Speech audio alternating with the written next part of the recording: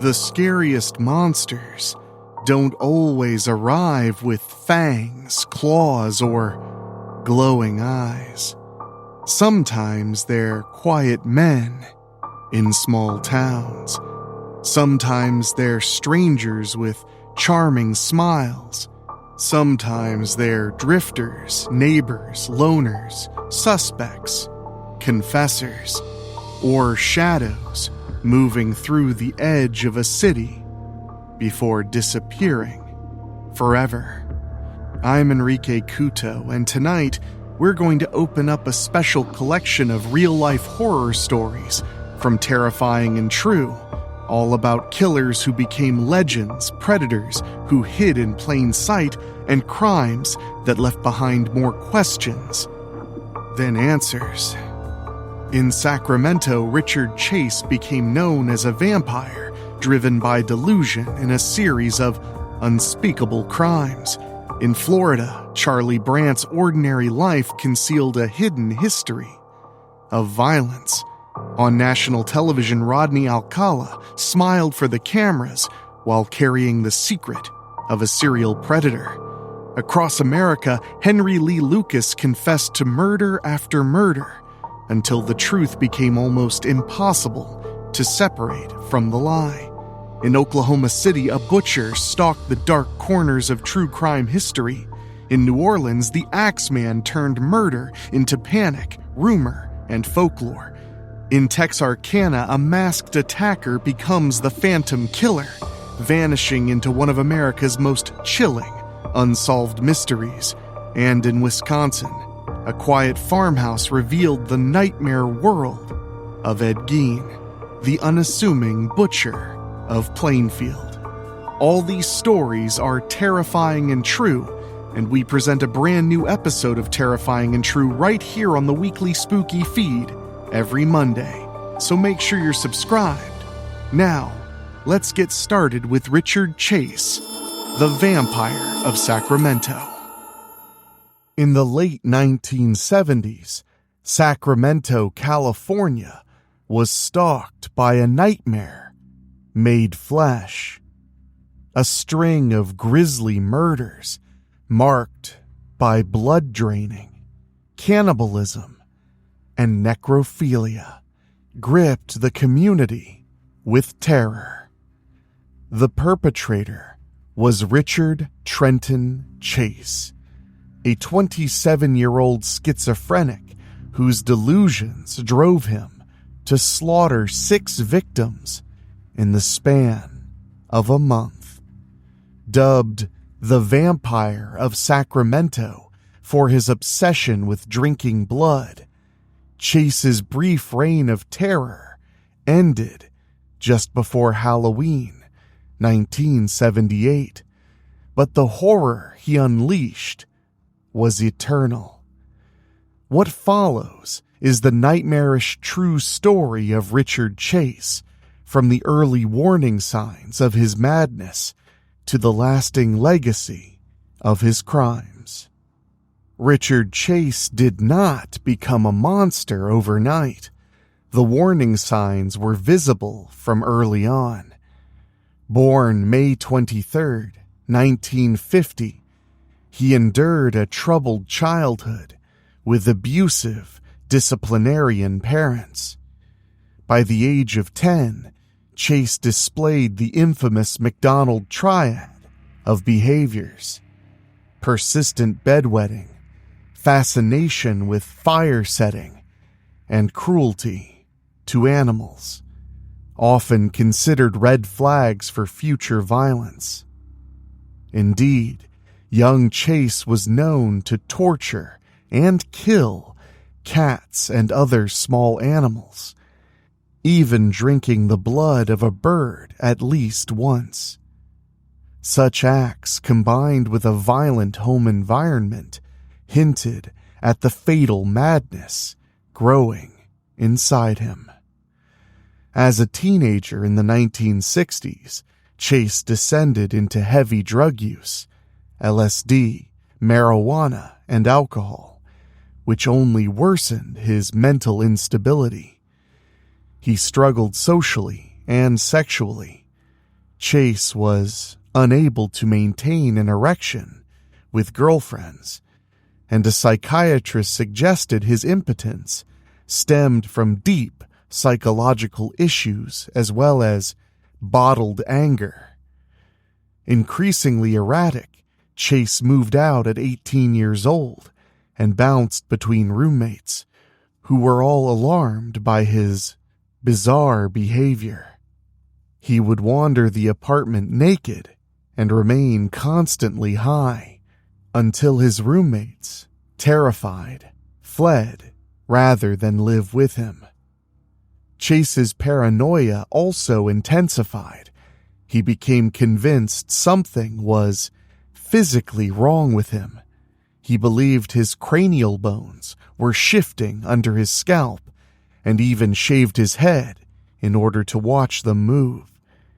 He also suspected his mother was poisoning him, and after heated arguments, he left to live on his own in an apartment his father paid for. Chase's delusions soon took on a medical horror quality.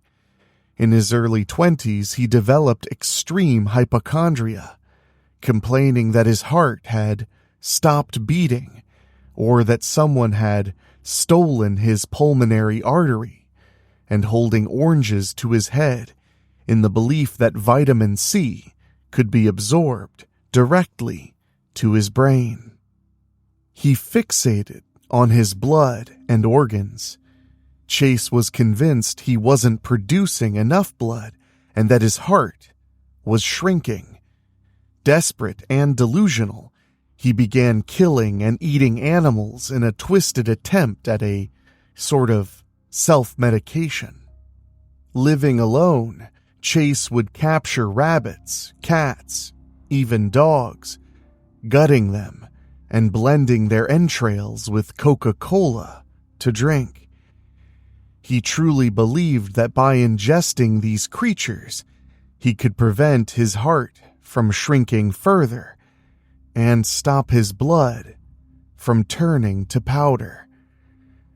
Neighbors began to notice the steady disappearance of local pets entering his apartment, never to be seen again. The mental health system repeatedly failed to contain Richard Chase's downward spiral. In 1973, at age 23, he sought help at a psychiatric hospital, begging for treatment as he felt his blood had stopped flowing and he was suffering from cardiac arrest. Doctors observed a tense, nervous, wild-eyed young man who was filthy and disheveled, and diagnosed him with paranoid schizophrenia. Yet, after only a brief 72-hour observation, Chase's mother angrily demanded her son be released, and hospital staff discharged him against all medical advice. For a time, medication improved his condition, but his mother soon weaned him off of the antipsychotics due to their side effects. Without medication, Chase's psychosis deepened. In 1975, he injected himself with rabbit's blood in a bizarre experiment and nearly died from blood poisoning. This incident led to his involuntary commitment at Beverly Manor, a psychiatric hospital where doctors documented his severe illness. Staff there nicknamed him Dracula after finding him with blood smeared around his mouth. Chase had been biting the heads off of birds and drinking their blood through the institution's window bars. He even managed to steal syringes in order to draw blood from therapy dogs for later consumption. Despite these extreme behaviors, bureaucratic decisions put Chase back on the street.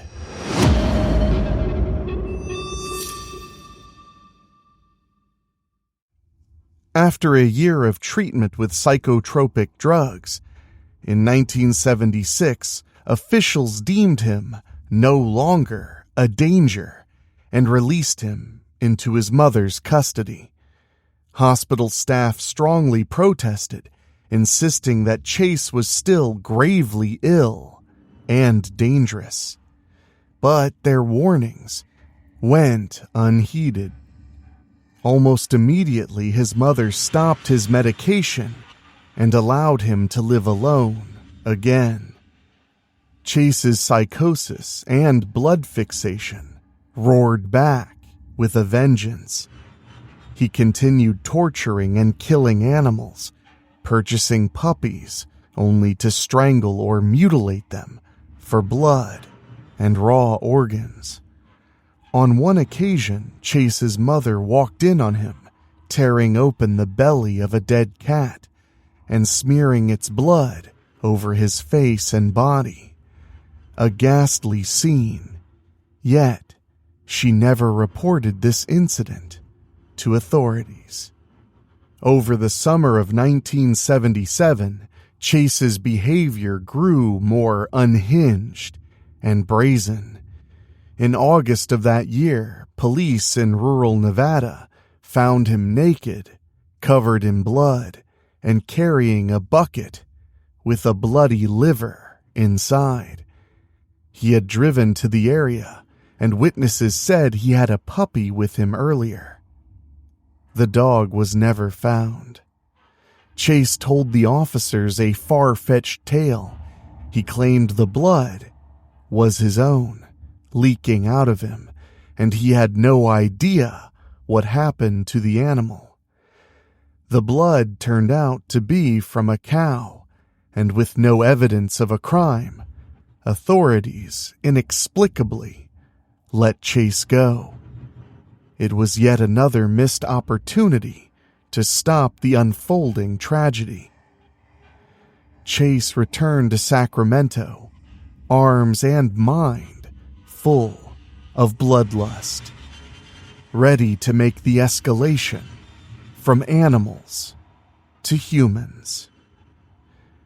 In the span of a single month, from late December 1977 through January 1978, Richard Chase unleashed a series of murders so gruesome that they defy belief. His first known victim was 51-year-old Ambrose Griffin, an engineer and father of two. On the evening of December 29, 1977, Griffin was shot in the chest and killed in a random drive-by shooting as he helped his wife carry groceries into their East Sacramento home. The murder was shockingly motiveless, a stranger killing that baffled detectives at first. Griffin's wife initially thought he had had a heart attack, and only later realized a bullet had struck him. 2 days before this shooting, a nearby resident had reported a mysterious gunshot through her window, and police found a spent .22 shell casing at her home. Likely a practice shot by Chase in the same neighborhood. But at the time, there was little to connect these incidents. Neighbors gave vague descriptions of a young man fleeing, and leads grew cold. The community was left rattled by the seemingly random killing of a Good Samaritan on his own driveway. Chase's pattern of predation soon became apparent. He cruised residential areas, testing front doors at random. If a door was locked, he took it as a sign he was not welcome and moved on. But if a door was unlocked, that, in his twisted logic, was an invitation to enter. In the weeks after Ambrose Griffin's murder, Chase had a series of near misses that could have been additional tragedies. On one occasion, In early January 1978, a young woman came home to find a gaunt, wild-eyed man inside her house. He had entered through her unlocked door, urinated on her infant's bed, and defecated in a drawer, then fled when discovered.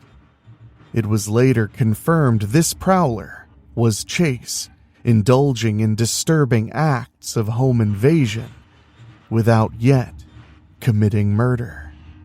Around that same time, Chase accosted a female neighbor, restraining her until she handed over a cigarette pack, as if testing his own willingness to use force.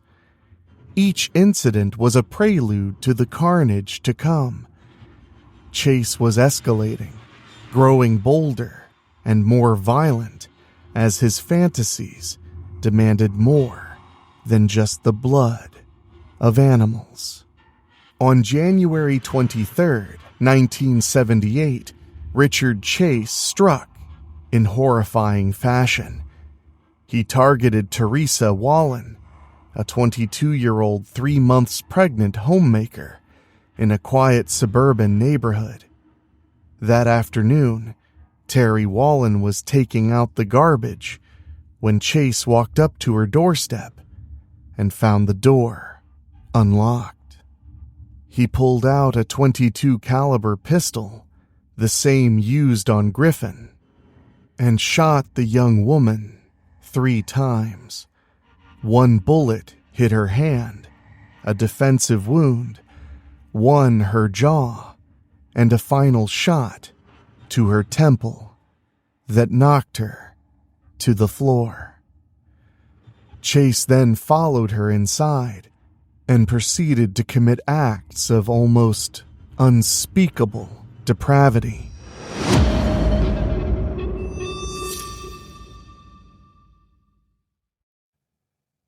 He stabbed the dying or deceased woman repeatedly with a butcher knife, slit her torso open from sternum to navel, and disemboweled her. He cut off her nipples and attempted to remove other organs, scattering blood everywhere. In a grotesque ritual, he collected Wallen's blood in a bucket and drank it, smeared blood on the walls, and even stuffed animal feces from her yard into her mouth. Chase sexually assaulted the corpse, penetrating her post-mortem, an act of necrophilia that he found arousing in a way regular intercourse never was for him. By the time he left the Wallen home, the scene was a mutilated bloodbath. The victim's husband, David Wallen, returned home from work to find his young wife's body in this horrific state. Torso gaping open, organs missing, blood splashed across the walls. He was so traumatized that his mind couldn't immediately process the sight. Quote, "I had no idea where I was, or who or what I had seen," David later said. "It was just beyond all comprehension." The Wallen murder shocked Sacramento police, who now realized the earlier Griffin shooting was no random one-off. A serial killer was emerging, one who committed homicidal acts so depraved that even seasoned detectives were shaken. Investigators noted the chilling, vampiric elements of the crime. The killer had drunk the victim's blood and taken body parts as trophies, something virtually unheard of. The press seized on these details, and soon the mysterious killer was being called the Vampire or Dracula Killer in headlines. Fear gripped the community. Previously carefree suburbs now bristled with double-locked doors and firearms kept within reach. As one reporter observed, this was an era when doors were left unlocked, and Richard Chase represented the most terrifying prospect, a predator who could strike any home at any time if invited by mere casual carelessness. Only 4 days later, on January 27, 1978, Richard Chase's killing frenzy reached its horrifying climax. That morning, 38-year-old Evelyn Miroff was at her home on Marywood Drive, babysitting her 22-month-old nephew David. Also present were Evelyn's friends Dan Meredith, 51, who had stopped by for a visit, and Evelyn's own son, Jason, age 6. Around midday, Chase roamed the neighborhood, performing his usual door check routine. He found the Meredith house's front door unlocked and let himself in with pistol in hand. Inside, he encountered Dan Meredith in the hallway and shot him point blank in the head, killing him instantly. Chase then turned the gun on Evelyn Miroff, who was cornered in her bedroom, and shot her once in the head as well. With all the adults dead, he savagely attacked their bodies. Just as with Wallen, Chase mutilated Evelyn's corpse grotesquely. He dragged her onto the bed, stripped her, and performed post-mortem sexual acts on her body. Using a kitchen knife, he opened her abdomen and removed several organs, pulling out intestines and internal tissue. Investigators later noted that the blood had been drained from the corpse and collected. Chase had clearly drunk from the body as part of his ritual. He stabbed Evelyn repeatedly, including wounds to her anus and an attempt to cut out an eye. The brutality eclipsed even the Wallen scene. Tragically, Chase did not spare the children in the home. He shot 6-year-old Jason Miroff twice in the head, killing the little boy on his mother's bedroom floor. Jason's body, mercifully, was left untouched by mutilation. He was simply executed. But baby David Ferriera suffered a fate as ghastly as Evelyn's. Chase seized the toddler from his crib and cut open the boy's skull to partially remove the brain for consumption. He stabbed the infant in the head and body and drank the child's blood, just as he had with the adults. By sheer chance, a knock on the door interrupted this carnage. A neighborhood girl, a playmate arriving for a scheduled playdate with Jason, came to the front door and startled Chase. Not wanting to be caught, he fled out the back, but not before snatching the bloody corpse of baby David and taking it with him. Chase stole Dan Meredith's station wagon and sped away from the scene, leaving behind an absolute house of horrors. When the alarmed little girl alerted a neighbor, police rushed to the Miroff home and were nearly overwhelmed by what they found. Seasoned Sacramento detective Ray Biondi described it as a house of carnage, with blood literally everywhere. In the entryway lay Dan Meredith's body in a pool of blood, car keys still in hand. In one bedroom, officers discovered Jason's small body in his pajamas, killed by gunshots to the head. Lying on the floor amid spattered blood and the signs of a struggle. But it was the sight in the master bedroom that would haunt even veteran detectives. Evelyn Miroth's nude corpse sprawled on the bed, her abdomen torn open and organs strewn about, like a grotesque parody of an autopsy. There was evidence of both necrophilia and cannibalism. Blood pooled around the body and gaping wounds where organs had been removed. And then, the baby was missing. Little David's crib was empty, soaked with blood, but no sign of the child, sending officers into a frantic search for the infant, praying he might somehow still be alive. The reality, however, was even more macabre. 2 months later, on March 24th, 1978, a decomposing cardboard box containing the remains of baby David was found, discarded, in a vacant lot, not far from Chase's home. The tiny body had been mutilated.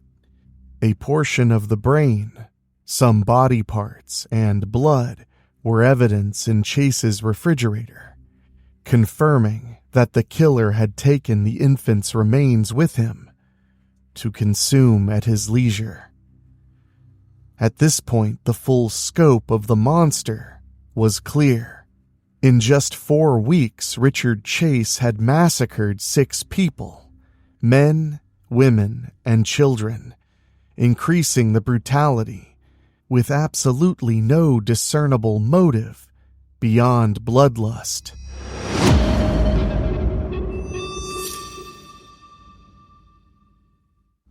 He left behind nightmarish crime scenes without any attempt to cover his tracks.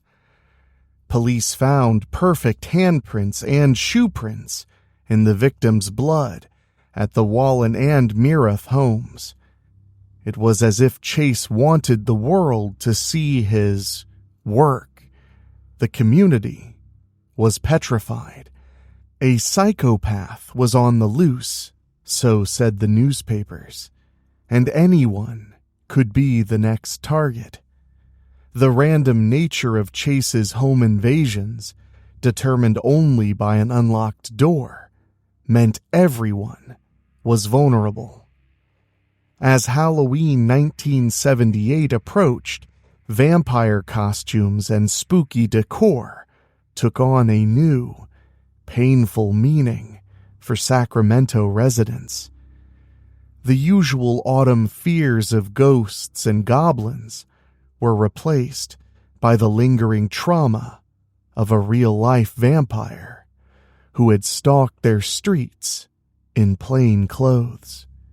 In community meetings and over dinner tables, families whispered about satanic cults and deranged killers, wondering if such occult horrors were creeping into their very own neighborhoods. The season of costumes and masks now carried the shadow of Chase's crimes, blurring the line between make-believe vampires and the very real monster who had drunk human blood in their town. What could drive a man to such extreme acts of savagery? In Richard Chase's case, untreated mental illness and elaborate delusions combined to create a perfect storm of psychosis. From his earliest adulthood, Chase suffered from paranoid schizophrenia, a diagnosis made multiple times during his psychiatric commitments. He also exhibited traits of antisocial personality, a disregard for the rights and lives of others, and had a heavy substance abuse history particularly hallucinogenic drugs. Modern forensic psychologists note that this triple morbidity of psychosis, drug abuse, and antisocial traits dramatically increases the risk of violent behavior. Chase was a textbook example of this deadly trifecta. However, his particular brand of madness was uniquely grotesque, rooted in blood-focused delusions and bizarre conspiracy theories.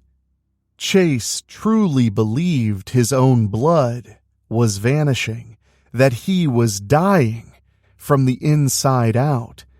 He told doctors and later law enforcement that he suffered from a mysterious illness that made his blood turn to powder and his heart begin to shrink. In his psychotic mind, the only way to sustain himself was to absorb blood from outside sources. He began with animals, convinced that by drinking rabbit and dog blood, he could stave off his imagined blood insufficiency. Eventually, that morbid logic extended to humans. Consuming their blood and organs, he thought, could prevent his own body from deteriorating. After his capture, Chase candidly explained that he killed to obtain blood because he had to. It was necessary to sustain his life. In his twisted view, these murders were not crimes at all, but acts of self-preservation. Quote, "Under California law, it is justifiable homicide when a person kills to save his own life. And in my case, I was killing to obtain blood to live. Thus, it was justifiable," Chase reasoned to FBI profilers. This warped rationale shows how completely Chase's delusions overtook reality. Layered on top of his blood obsession were Chase's paranoid fantasies of conspiracy and cosmic threats. He wove an elaborate internal mythology that explained why he felt his blood was disappearing. FBI agents Robert Ressler and Russ Vorpagel, who interviewed Chase at length, found that his delusions were, quote, "rooted in nonsensical theories about UFOs, the mafia, and the CIA. All classic content for a paranoid schizophrenic mind. Chase believed he was the victim of a grand plot."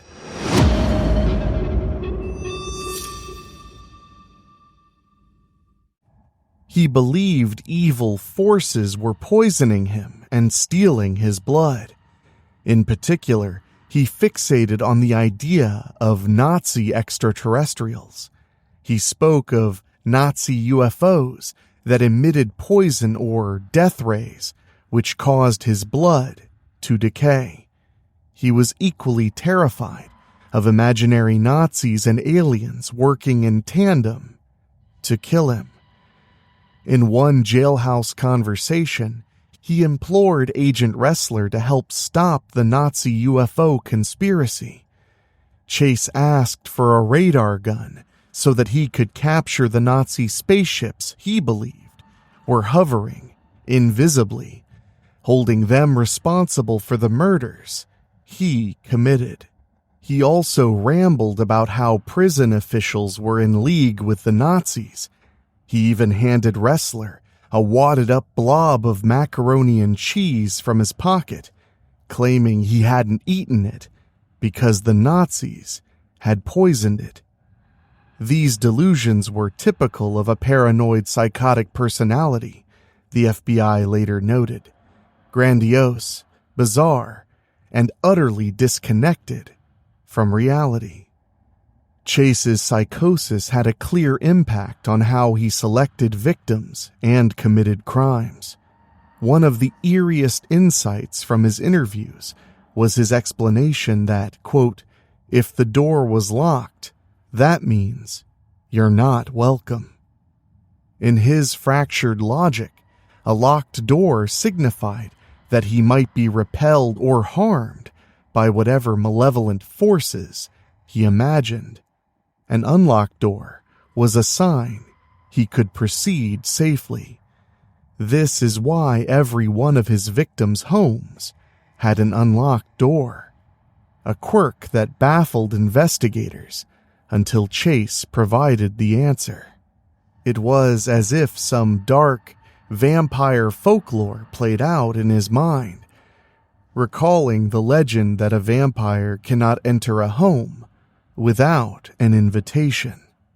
For Chase, an unlocked door was that invitation.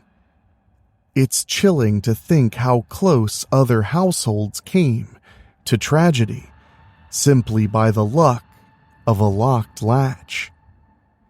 It's also worth noting how Chase's sexual dysfunction and violence became entangled in his pathology.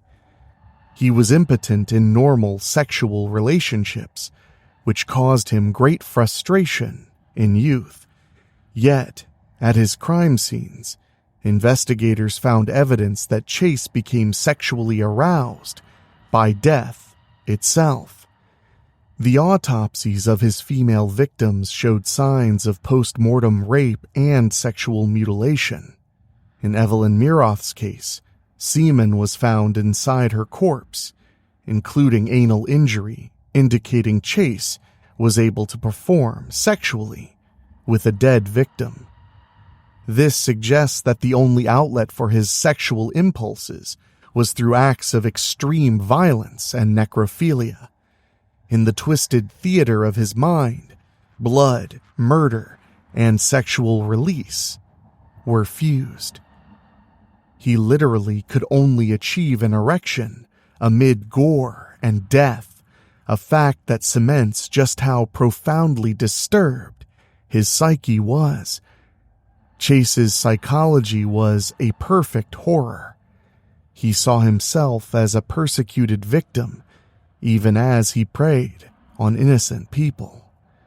And he reveled in acts that combined survival, domination, and perversion all at once. It's no wonder that professionals later described him as, quote, one of the most deeply mentally ill serial killers of all time.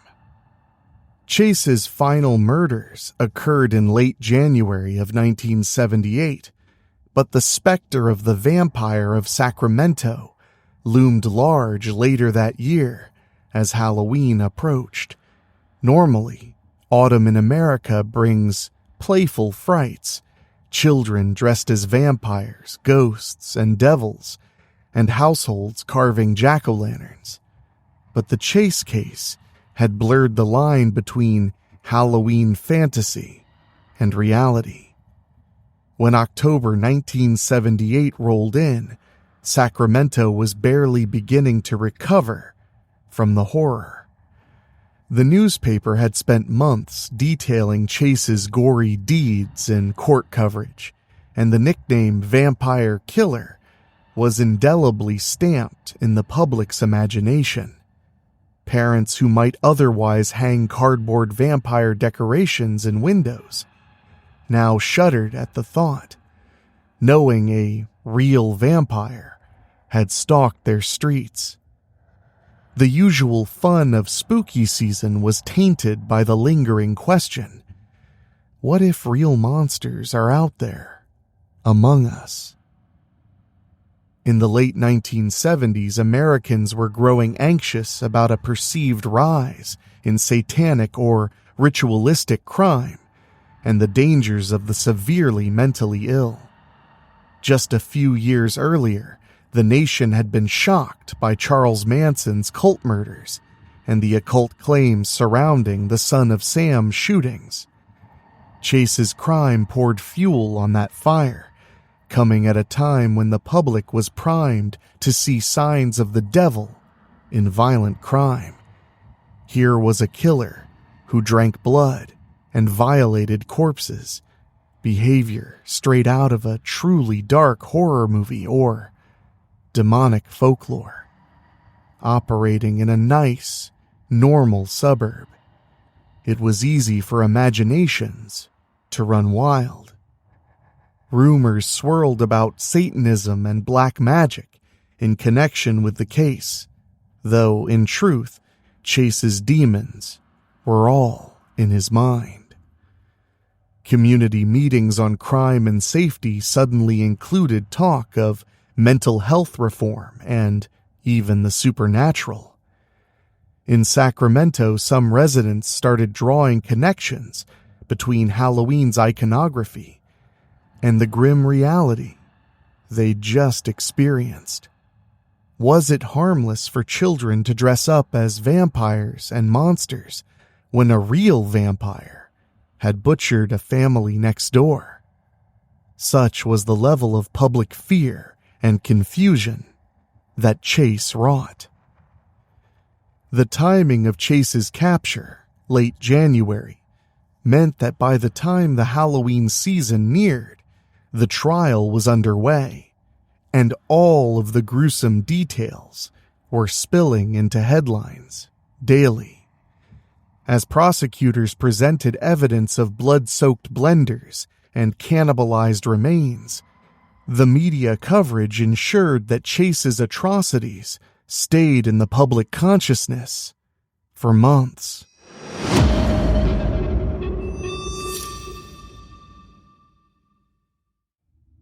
By October, just weeks before the trial verdict, the local press was still running stories on the case, keeping it very much alive in minds of residents.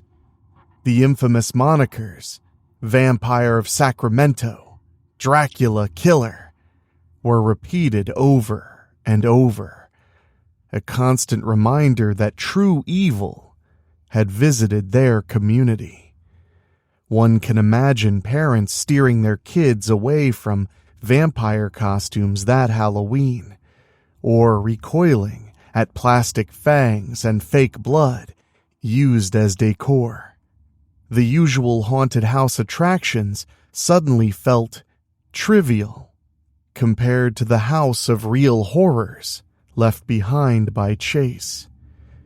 In a broader sense, the Chase case fed into a growing national anxiety about how society should handle violent insanity. The late 70s saw the beginning of what would become the Satanic Panic of the 1980s, a fear that cults and devil worshippers were committing hidden atrocities, while Chase was not actually involved with any cult. The nature of his crimes, drinking blood, necrophilia, dismemberment, dovetailed with people's worst nightmares of satanic behavior.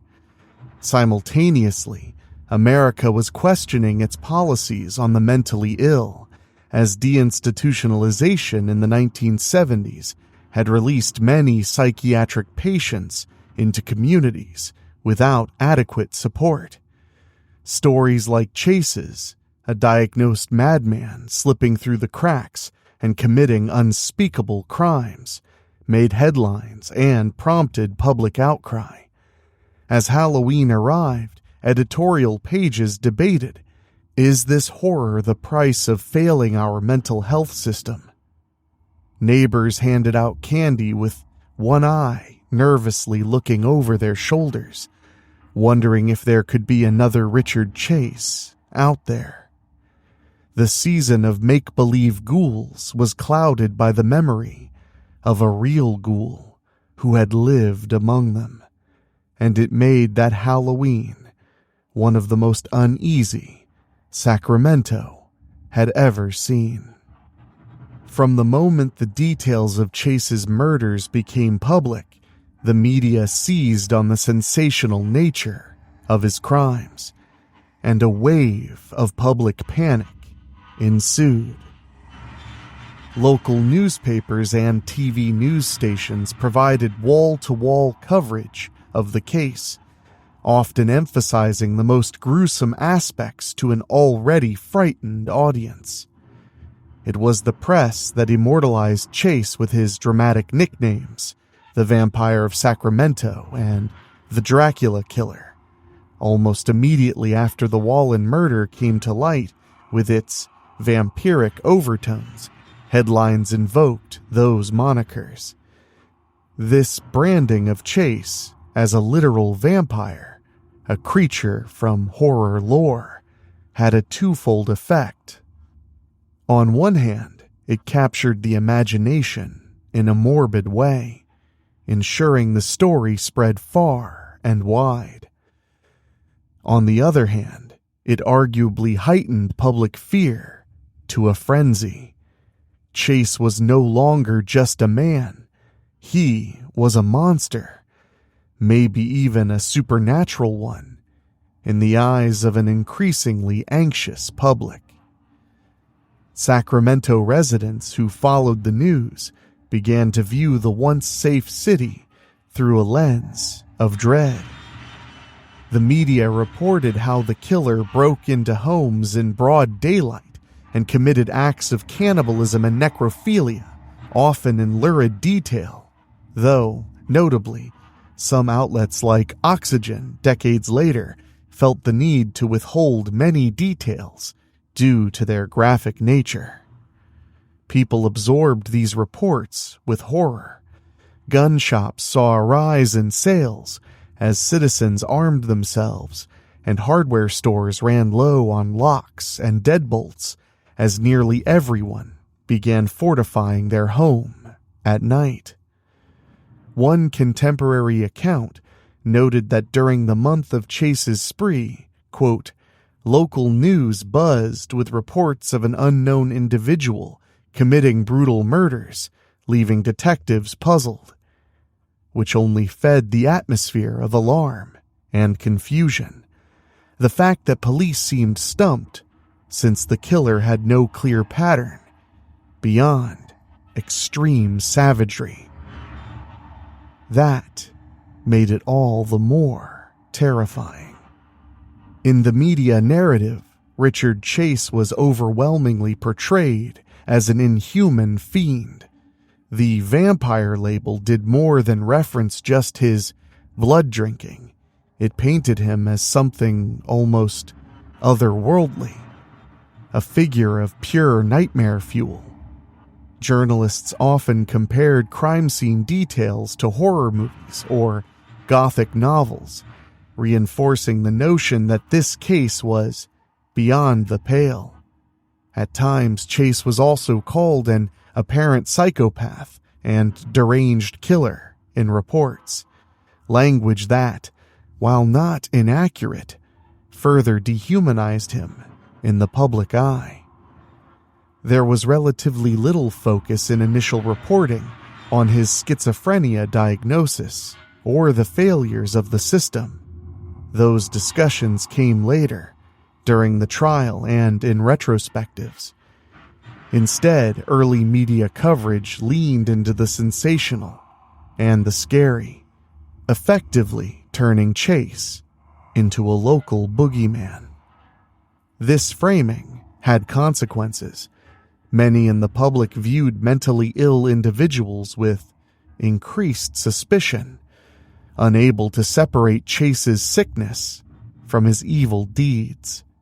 Rather than see him purely as a patient who slipped through the cracks, the prevailing public sentiment, stoked by the press, was that he was simply evil incarnate.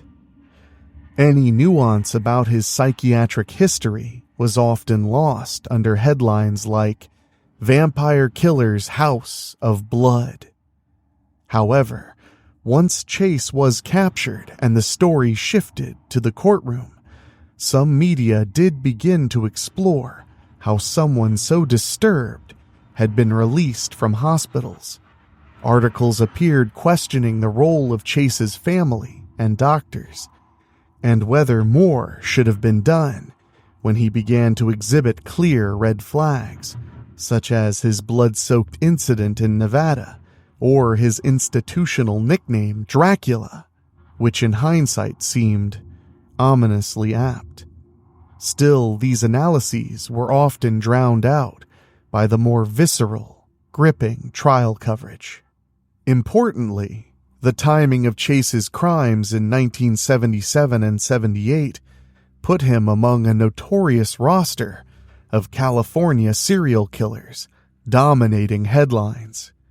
Just a year prior, in 1977, the Son of Sam case in New York, though reported across the country, had Americans on edge about random killers. 1978 also saw the arrest of the Hillside Stranglers in Los Angeles, and not long after, in the 1980s, the area would be struck by the Night Stalker.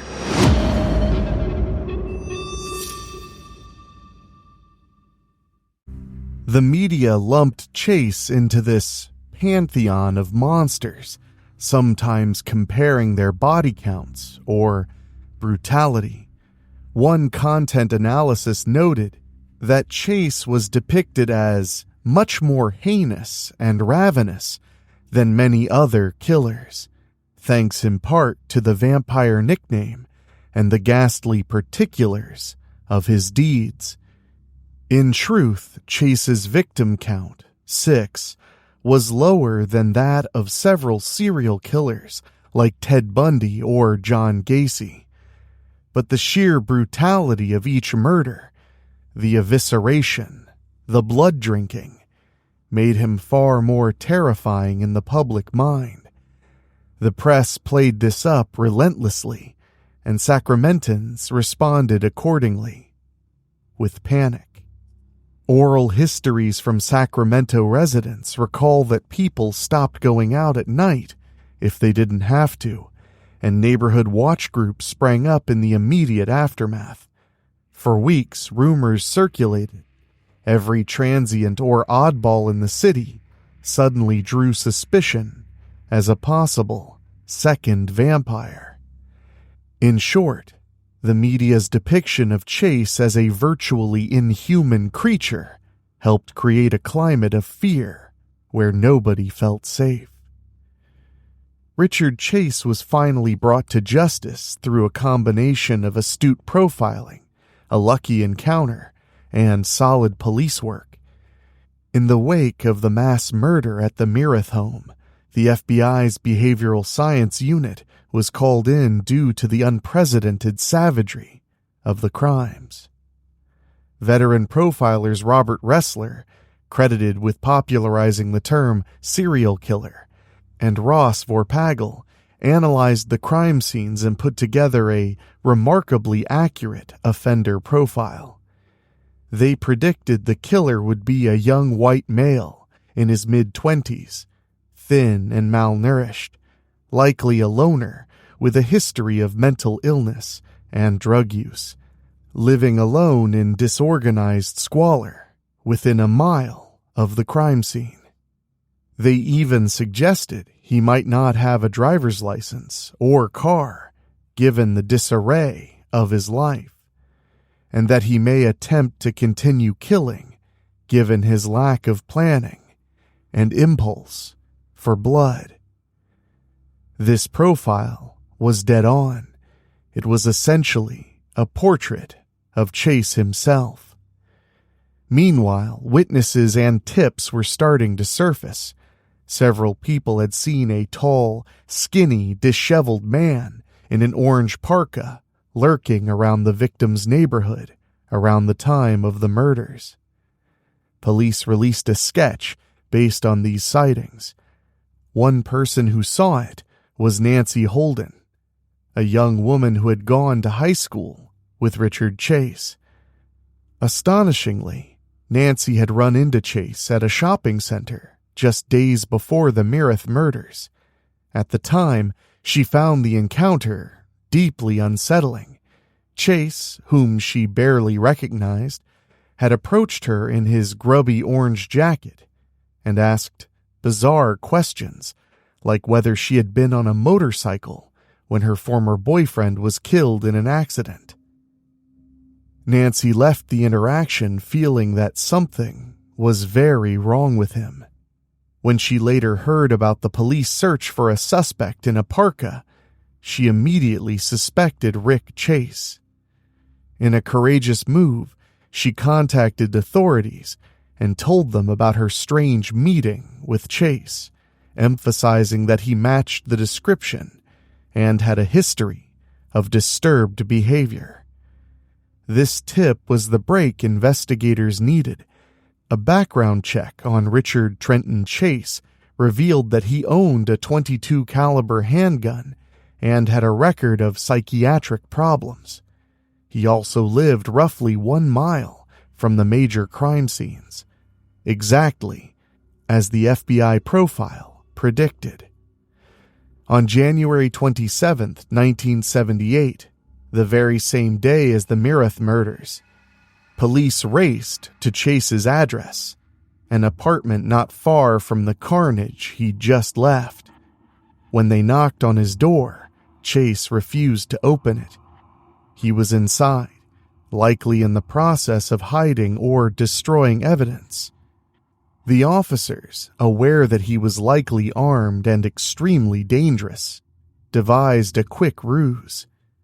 They hid, out of sight, down the hallway and pretended to leave, calling out, "Okay, let's go," as if giving up. Sure enough, the paranoid Chase took the bait, believing the police were gone. He emerged from his apartment carrying a box, later found to contain bloody rags and remains. He still wore his stained orange parka, and notably, he had Dan Meredith's wallet in his back pocket. In a flash, officers converged and tackled Richard Chase to the ground. The struggle was brief.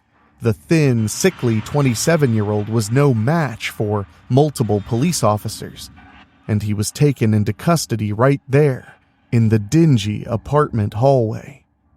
Officers noted that Chase himself was literally covered in blood, not from any injury, but from the gruesome trophies he had been handling. What detectives found inside Chase's apartment immediately confirmed that they had their man, and also revealed the full extent of his ghastly activities. Every surface seemed to be coated in blood. The walls, the floor, the kitchen appliances, the place reeked of decay.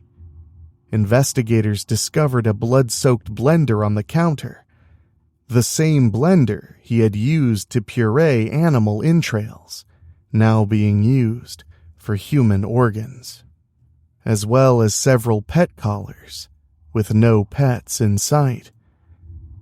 Opening the refrigerator, police were confronted with a scene straight out of a horror film. Body parts wrapped in plastic and foil, including pieces later identified as belonging to Evelyn Mirath and Teresa Wallen. In the freezer, they found human brains and organs, notably a piece of brain matter in a Tupperware that proved to be baby David's. A bucket in the kitchen contained more visceral remains mixed with blood. The bloody box Chase had been carrying held soiled newspapers and rags used to transport pieces of the infant. It was an appalling cache of evidence, but it meant the case against Chase was ironclad.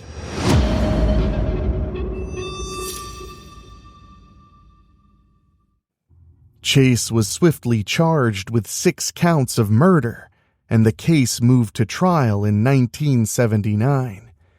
Given the overwhelming physical evidence and Chase's own statements, there was never any doubt that he had committed the killings.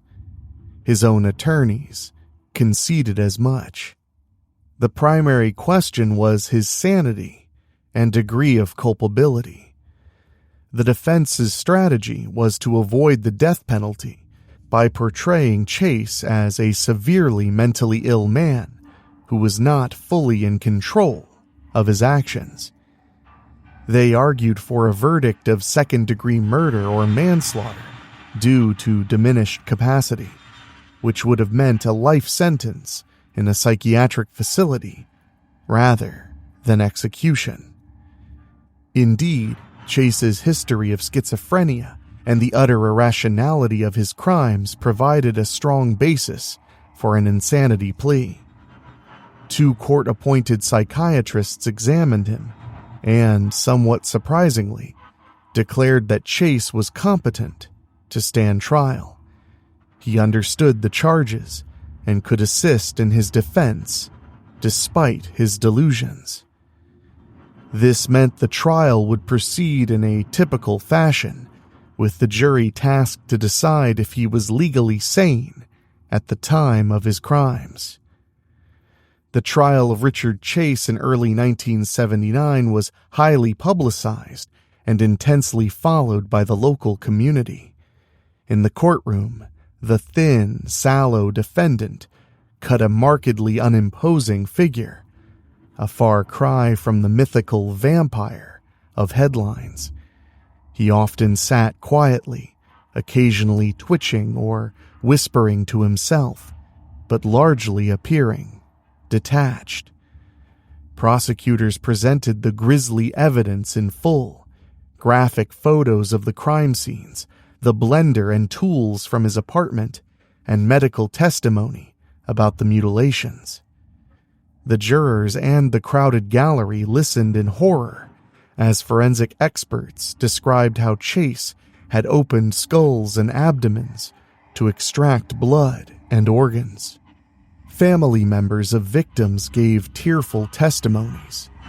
Most heartbreaking was David Wallen's account of finding his pregnant wife's body and the grief of the Miroth family, who lost 3 generations in one afternoon. Some of them, overcome by emotion, had to leave the courtroom during the graphic testimony. The defense experts, on the other hand, detailed Chase's long history of psychiatric disturbance. They recounted his delusions of stolen arteries, his Dracula antics in the hospital, and the fact that he was diagnosed paranoid schizophrenic years before the murders. One psychiatrist testified that Chase lived in a separate reality. He truly did not comprehend the wrongness of his actions because he was driven by imaginary forces and desperate fear for his own life. However, under cross-examination, these experts had to admit that Chase knew killing was against the law. He simply believed he had no choice. The prosecution hammered this point. Legal insanity in California requires not understanding the nature of one's act or being unable to distinguish right from wrong. They argued that Chase, for all his illness, still went to lengths to hide some of his actions. For example, disposing of the baby's body where he thought it might not be found quickly and fleeing when interrupted. This suggested he did know his acts were wrong. The prosecutor described Chase not just as insane, but as evil, a man who made a conscious choice to act on his blood cravings. After a trial that lasted 5 months and featured some 70 witnesses, the case went to the jury, and it did not take them long. On May 8, 1979, the jury returned a verdict, finding Richard Trenton Chase guilty of 6 counts of first-degree murder. In doing so, they rejected the insanity defense, implicitly concluding that, however disturbed, Chase knew what he was doing. Jurors later said that the meticulous cruelty of his crimes and the planning, such as loading his gun, bringing knives, choosing victims at random, convinced them that Chase was legally sane during his rampage. The same jury then had to decide his punishment. Considering the heinous circumstances, multiple victims, including a child, extreme depravity, it was perhaps no surprise that they opted for the death penalty. It took them only an hour of deliberation to affirm Chase's sanity, and a few more hours to unanimously sentence him to death in the gas chamber. When the verdict was read, Chase reportedly showed little reaction. Some witnesses say he nodded to himself slightly. Others recall him staring off into space. The public, however, reacted with relief and approval. After months of living with this vampiric tale, seeing the monster condemned to death was cathartic for Sacramento. Outside the courthouse, crowds actually cheered the verdict. The Sacramento Bee ran the headline, "Vampire Guilty to Die in Gas Chamber," capturing the community's sense that a menace was being purged. It's worth noting that Chase's mother, who had been in denial about her son's illness for years, did attend parts of the trial. In a bizarre and tragic moment, she reportedly approached Teresa Wallen's grieving husband during a recess and criticized the Wallen's dog for not protecting Teresa on the day of the murder. The comment stunned those around her. It seemed even in that moment, Chase's mother could not fully grasp the human responsibility her son bore, instead blaming a pet for not stopping a killer. Such a disconnect underscored the deep dysfunction surrounding Chase's life. The trial ended with Chase formally sentenced to San Quentin State Prison's death row, and the judge remarked that the case was one of the most disturbing he had ever seen.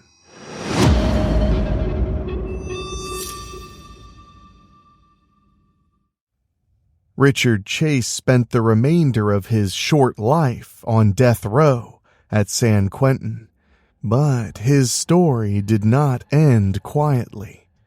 In prison, the man once feared as a vampire became an object of revulsion, even among hardened criminals. Other inmates, aware of the graphic and perverse nature of Chase's crimes, feared him and reportedly kept their distance. Prison officials noted that even gang members wanted nothing to do with Chase. In fact, a kind of dark prison lore grew around him. Inmates taunted Chase and encouraged him to kill himself. They would shout things like, "Drink your own blood," or "Do the world a favor," through the cell bars. To them, he was beyond any code. Someone who killed babies and defiled corpses was the lowest of the low.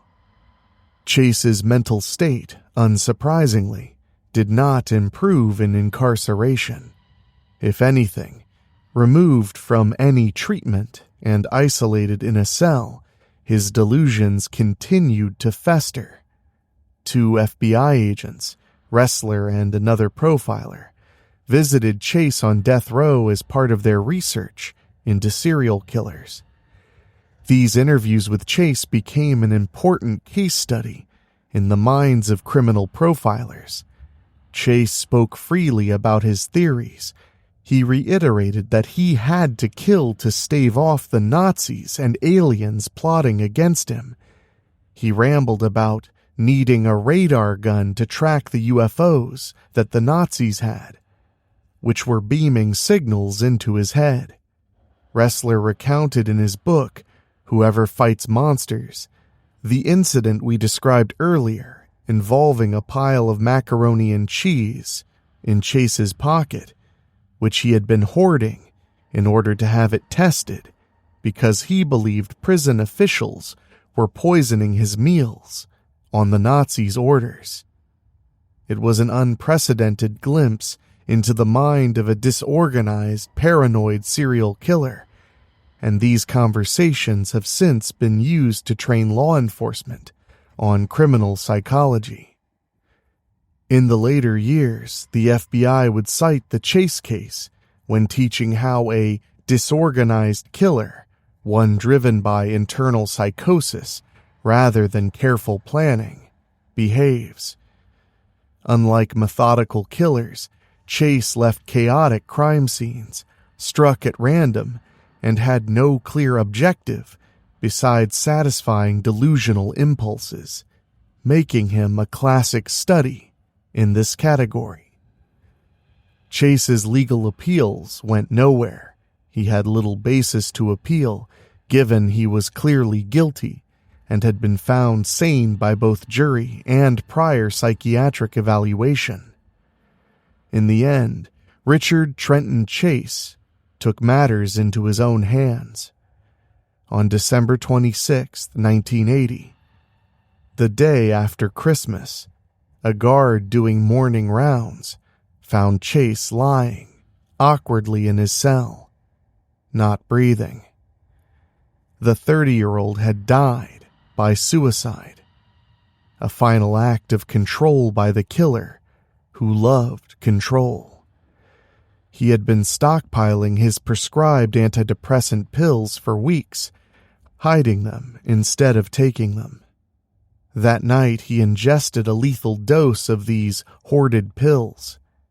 By the time the guards reached him, Richard Chase, the vampire of Sacramento, was dead.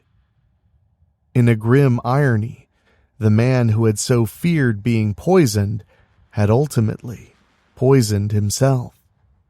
Prison officials and psychiatrists were not surprised. In fact, one had noted that other death row inmates had goaded Chase to do it, and likely he succumbed to his inner demons and the hopelessness of his situation. After his death, the legacy of Richard Chase lived on in many disturbing ways. True crime authors and filmmakers quickly recognized the morbidly fascinating aspects of the case.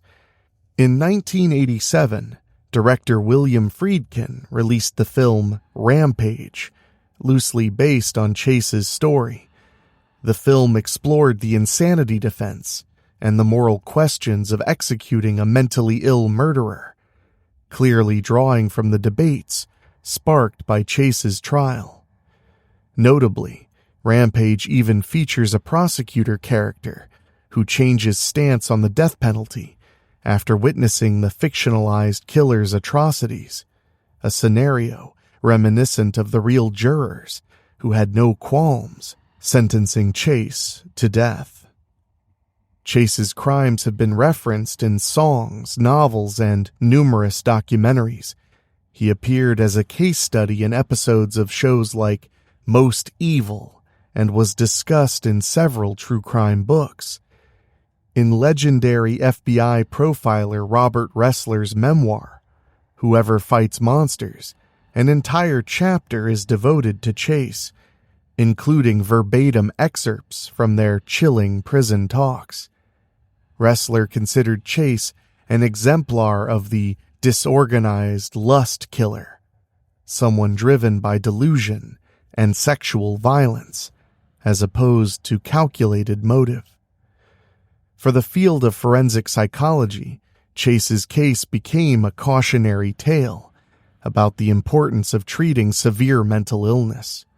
It highlighted how a perfect storm of schizophrenia, substance abuse, and social isolation can explode into violence if not adequately monitored.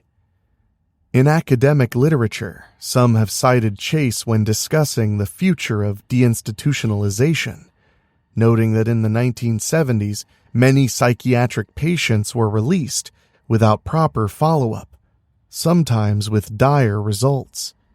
Indeed, the Chase case raised public awareness about the thin line between a mentally ill person who is merely odd and one who is truly dangerous. It forced difficult conversations. Could this have been prevented? The hospital staff who treated Chase certainly believed so. They had tried to warn that he was dangerous.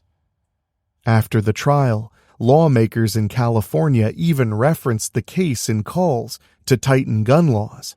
Case had lied on his firearms application about his mental health, and to allow longer commitments for individuals deemed a threat to themselves or others. In popular culture, the mythos of the Vampire of Sacramento endures as one of the most disturbing true crime stories on record. He is often brought up around Halloween for obvious reasons, his story more macabre than any fiction. Podcasts like these and YouTube channels recount his crimes to audiences both horrified and grimly intrigued, often emphasizing the lesson that monsters can be real.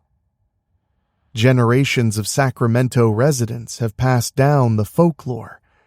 Always lock your doors, or else the vampire might come in. That warning originated directly from Chase's case. As one Sacramento reporter quipped, Richard Chase is the reason people started locking their doors at night.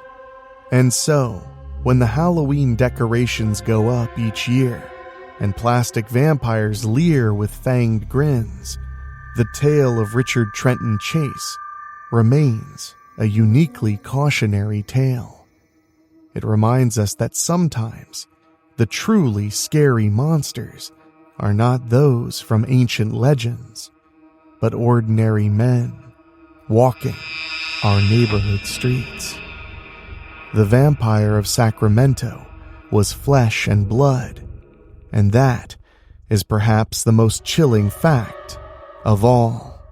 His brief, bloody rampage has long since ended, but the echoes of his madness and murder continues to haunt those who dare to look into the abyss of the human psyche, especially on dark autumn nights when the veil between nightmares and reality feels perilously thin.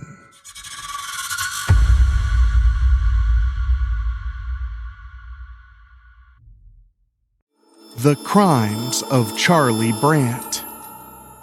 On January 3rd, 1971, in the quiet town of Fort Wayne, Indiana, 13-year-old Charlie Brandt shattered the facade of normalcy in his home. That night, he walked into the bathroom where his pregnant mother was bathing and his father was shaving, and opened fire with his father's handgun.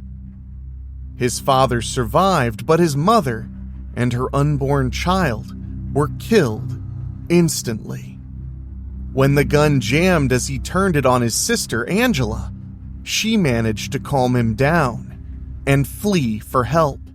This horrific act would mark the beginning of a dark legacy that spanned over 3 decades. Though Brandt spent only a year in a psychiatric hospital before rejoining his family, the chilling events of that night were never spoken of again. Years later, he would move to Florida, marry, and build a seemingly normal life. But beneath the surface, a sinister compulsion lay dormant. In September of 2004, a devastating revelation emerged. Brandt brutally murdered his wife, Terry, and their niece, Michelle Jones, before taking his own life. The discovery of the crime scene and the meticulous violence inflicted shocked even seasoned investigators.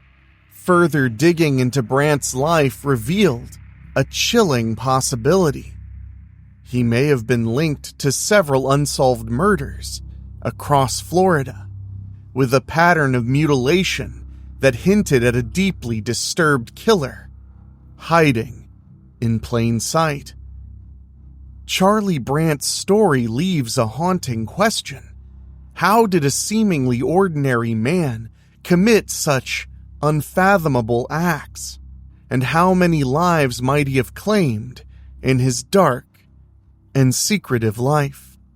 Charlie Brandt was born on February 23, 1957, in Fort Wayne, Indiana, the second child of German immigrants Herbert and Ilse Brandt. The couple originally settled in Texas before relocating to Connecticut in search of better opportunities. Herbert, who started as a laborer at a division of International Harvester, worked diligently and eventually advanced to the role of draftsman and project engineer. His career required frequent relocations, which shaped much of the Brandt family's life and influenced Charlie's upbringing. Due to the family's frequent moves, Charlie and his older sister Angela attended several different schools, making it challenging for them to form lasting connections. Although Charlie was considered a good student, his shy demeanor and struggle to adapt to new environments often left him feeling out of place. Despite this, he maintained steady academic performance and remained close to his family. These relocations, while disruptive, were part of the sacrifices made for Herbert's career advancements. In September 1968, Herbert's job brought the family to Fort Wayne, Indiana, where he was transferred to another International Harvester plant. By this time, the Brandt family had settled into a pattern of adjusting to new homes and new schools, an experience that required resilience from Charlie and Angela. The stability of their father's career seemed to provide a sense of structure amid their transient lifestyle, although the frequent changes took their toll on Charlie's social development. Despite his struggles with adapting to new surroundings, Charlie shared a close bond with his father, particularly during family vacations to Florida. These trips offered a sense of continuity and enjoyment, with Charlie and Herbert spending quality time together, mostly hunting small game. These outdoor activities not only strengthened their relationship, but also served as a consistent thread in Charlie's otherwise unsettled life. Charlie Brandt's seemingly normal early life was shattered on the night of January 3rd, 1971, in what became a horrifying and tragic turning point. At just 13 years old, Charlie entered the bathroom of the family's Fort Wayne home while his father Herbert was shaving and his mother Ilse, who was 8 months pregnant, was taking a bath. Without any apparent warning, Charlie shot both of his parents at point-blank range using his father's handgun, which he had retrieved from a dresser. The attack killed Ilse and the unborn child instantly, but Herbert survived his injuries. Charlie's violence didn't stop there. He proceeded to his sister Angela's room and attempted to shoot her, but the gun misfired, sparing her life. Angela, just 15 years old at the time, demonstrated extraordinary composure in a situation of unimaginable terror. As Charlie turned his attention toward her, she managed to physically struggle with him, ultimately calming him down by promising to help him figure out a way forward. Leveraging his trust, Angela convinced Charlie to leave the room and retrieve blankets for their 2 infant sisters, who were unharmed and still sleeping in the house. The moment Charlie left, Angela seized the chance to escape. She fled to a neighbor's house, alerting them to the horrifying events unfolding in her home, ensuring help was on the way. When police arrived, Charlie appeared to be in a dazed, trance-like state. During questioning, he He claimed to have no memory of the killings, stating that he snapped and felt emotions he had never experienced before. He also cited stress from school as a contributing factor, though this alone could not account for the enormity of his actions. Charlie alluded to a distressing incident just days earlier during a family vacation in Florida, when his father, while hunting, shot and killed their dog in his presence. Though this event of killing the family pet was significant to Charlie, it provided no definitive explanation for the violent act he committed. Psychiatric evaluations followed the shooting, but failed to uncover the underlying cause of Charlie's behavior. Despite the gravity of the crime, Indiana law at the time prevented him from being tried for murder due to his young age. Instead, Charlie was committed to a psychiatric hospital where he stayed for 1 year before being released in June of 1972. Remarkably, he was returned to the custody of his family, who chose to suppress the incident and move forward as though it had never happened. This silence became a cornerstone of the family dynamic, as the events of that night were never spoken of again. For decades, the tragedy was buried, and Charlie's 2 younger sisters were led to believe that their mother had died in a car accident.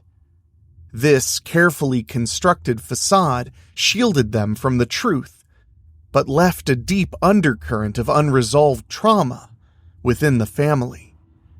The lack of open acknowledgement or reflection on the incident would later prove to be a critical factor in understanding Charlie's troubled psyche.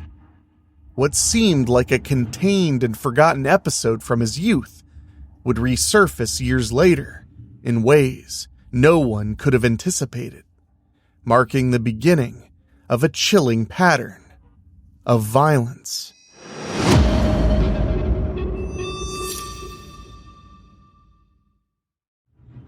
After his release from the psychiatric hospital, Charlie Brandt's family sought a fresh start, relocating to Ormond Beach, Florida. The arrangement, however, was short-lived. Within a year, Charlie's father, Herbert, remarried and moved back to Indiana with his 2 younger daughters, leaving Charlie and his older sister, Angela, in the care of their grandparents. Despite the upheaval, Charlie appeared to rebuild his life. In 1984, he earned a degree in electronics and began working as a radar specialist for Ford Aerospace in Astor, Florida, establishing what seemed to be a promising career. In 1986, Charlie married Teresa Terry Helfrich in an intimate ceremony that excluded family members. Angela and her husband had urged Charlie to share his dark past with Terry, but it remains unclear whether he ever did. The couple eventually settled into a serene beach house on Big Pine Key in 1989. From the outside, their life seemed idyllic, with no signs of the storm brewing beneath the surface. The illusions of normalcy persisted until September of 2004, when Hurricane Ivan forced the Brandts to leave their home and take shelter with their niece, Michelle Lynn Jones, in Orlando.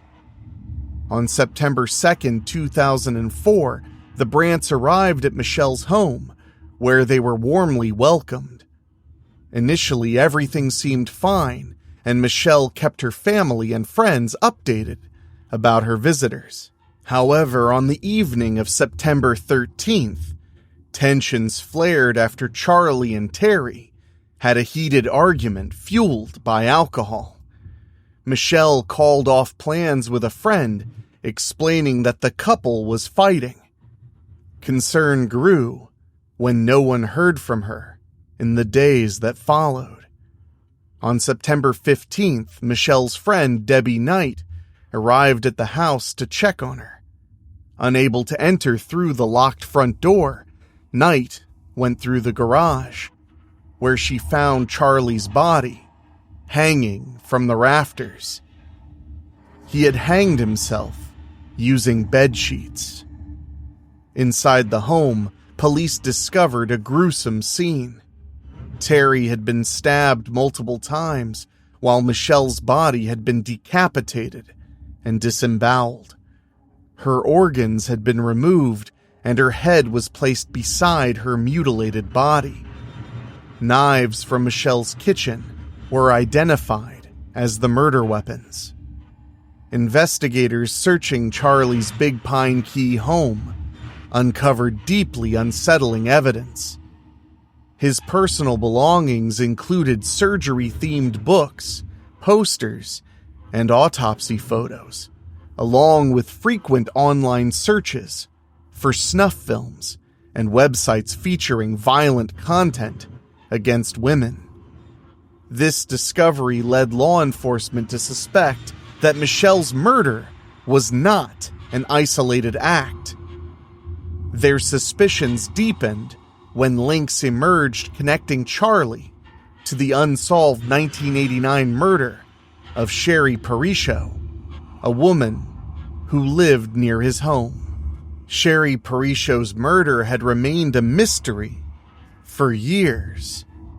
Her body was discovered floating near the North Pine Channel Bridge, close to Charlie's residence.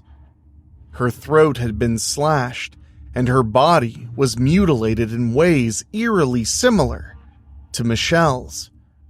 Witnesses had reported seeing a man resembling Charlie near the scene that evening.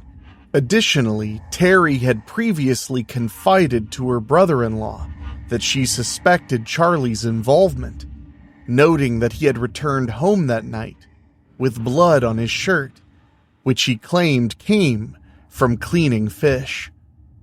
With this damning evidence, investigators officially closed Sherry's case in 2006, identifying Charlie Brandt as her killer.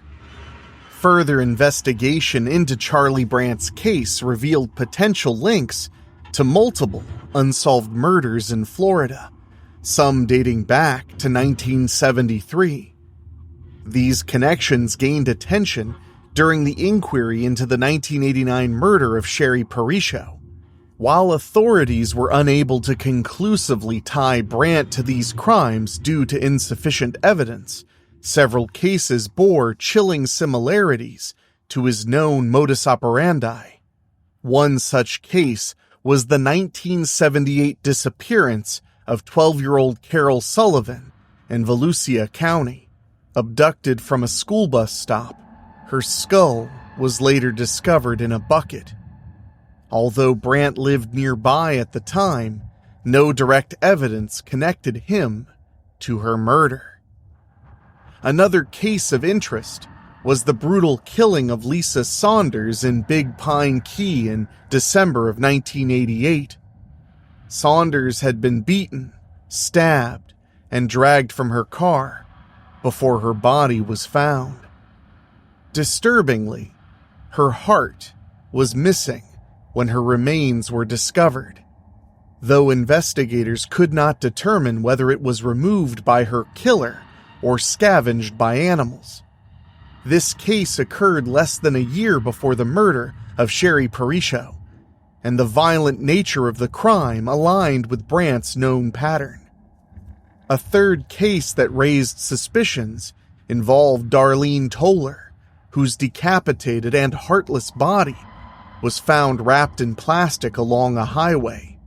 Investigators noted that Brandt's meticulous mileage records matched the distance between Big Pine Key and the location where Toller's remains were discovered.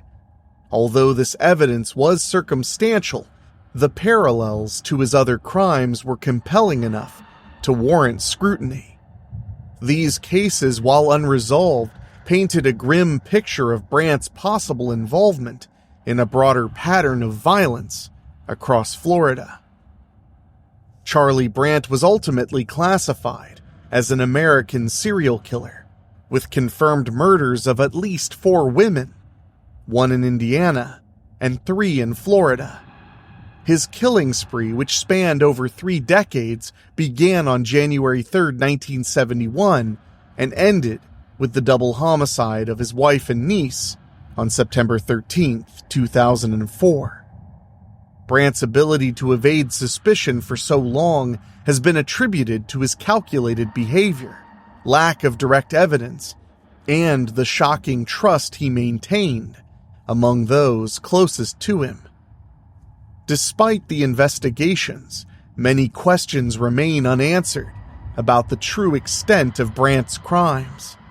Authorities continue to examine cold cases with similarities to his known methods, hoping to bring closure to the families of his potential victims. In the end, Charlie Brandt's life left behind a legacy of unimaginable darkness. Though his crimes came to light after his death, the full extent of his actions and the lives he may have taken remains shrouded in uncertainty. The horrors of his deeds have left an indelible mark not only on the families of his victims, but also on investigators who uncovered the gruesome details of his crimes. His ability to maintain outward appearance of normalcy while harboring such sinister tendencies continues to baffle those who studied his case. Even now, the questions linger. How many lives did he claim during his decades of secrecy? And what allowed such darkness to go unnoticed for so long? Charlie Brandt's story forces us to confront a chilling reality that sometimes the most dangerous monsters are the ones hiding in plain sight.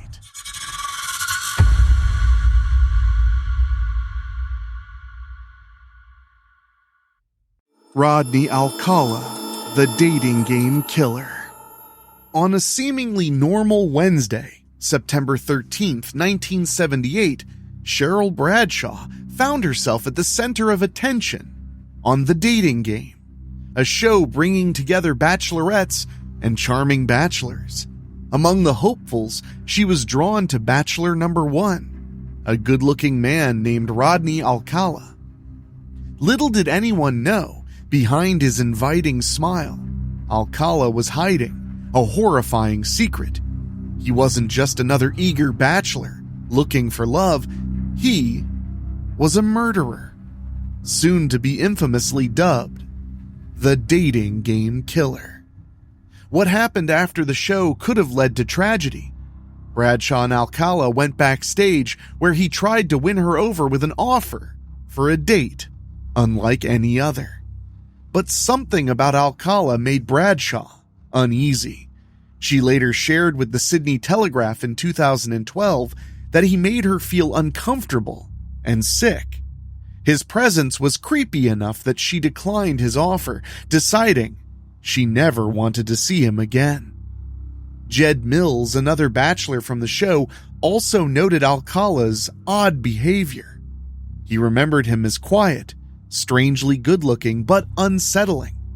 Alcala wouldn't make eye contact, averting his eyes downward, contributing to the eerie feeling Mills had about him. The Dating Game never ran background checks on their contestants. If they had, they would have stumbled upon Alcala's dark past. A 3-year prison stint for the rape and beating of an 8-year-old girl. He had also attacked a 13-year-old, which landed him on the FBI's 10 most wanted fugitives list. But even a thorough check might not have revealed everything. By that time, Alcala had already committed at least 4 murders, none of which had been conclusively tied to him. Yet, Bradshaw's instinctual rejection of Alcala might have stoked his murderous inclinations. Before and after his television appearance, the dating game killer chillingly boasted he had taken the lives of anywhere from 50 to 100 people. Although in many cases, including the infamous Henry Lee Lucas, serial killers will often up their numbers in order to gain more fame, infamy, and sometimes even special treatment from law enforcement. And so unfolds the eerie tale of Rodney Alcala, the dating game killer, a man who turned a quest for love into his own macabre playground. Once upon a time, in 1943, in a town called San Antonio, Texas, a boy named Rodney Alcala was born. His life began to twist in unexpected ways when he turned 8 and his family, led by his father, moved to Mexico. But suddenly, 3 years later, his dad left them behind. His mother packed up young Rodney and his sister and headed to the suburbs of Los Angeles, California. When he was 17, Rodney joined the army, working as a clerk, but things didn't go as planned. He had a nervous breakdown and was sent home because of his troubled mind. Rodney was smart. He had an IQ of 135 and got into UCLA for his studies. Unfortunately, Rodney had a dark side that school and smarts could not fix. Rodney developed his own way of doing terrible things. He liked to hurt people, especially by biting, attacking, and nearly choking them to death until they passed out, only to let them wake up and start it all over again. His first known target was a little 8-year-old girl named Tali Shapiro, whom he lured into his Hollywood apartment in 1968. Tali was lucky. She survived his awful attack because of a kind stranger who saw something wrong and called the police. When they came, Rodney ran away and hid for many years. He changed his name to John Berger and went to film school in New York, of all places, under the tutoring of the famous director, Roman Polanski. Rodney's face ended up on an FBI poster, and that's how they finally caught him for what he did to Tali. In 1971, they arrested him, but since Tali couldn't speak in court, the sentence was lightened. He only went to prison for assault, and after 3 years, was back out. Not too long after that, he hurt another young girl, who was just 13, and got locked up for 2 more years. Despite his past, Rodney convinced the authorities to let him go to New York to see his relatives. Right after he arrived there, a college student named Elaine Hover went missing. Elaine had famous friends. Her dad owned a cool nightclub in town, and she was close to stars like Sammy Davis Jr. and Dean Martin. Many believe Rodney took her life during that visit. 11 months after her death, her remains were discovered in Westchester, close to the Rockefeller home. Rodney got a job at the Los Angeles Times in 1978. He'd go to work during the day, setting up the words for the next day's paper. But at night, he had a hobby. A dark hobby. He'd pretend to be a photographer and trick young girls, asking them to pose for him. And some of these girls never came back. Rodney Alcala's cold-hearted actions claimed the lives of more than 5 innocent souls, ranging from a young 12-year-old girl named Robin Samso to women in their 20s and 30s. Each had a name, a story, and dreams unfulfilled.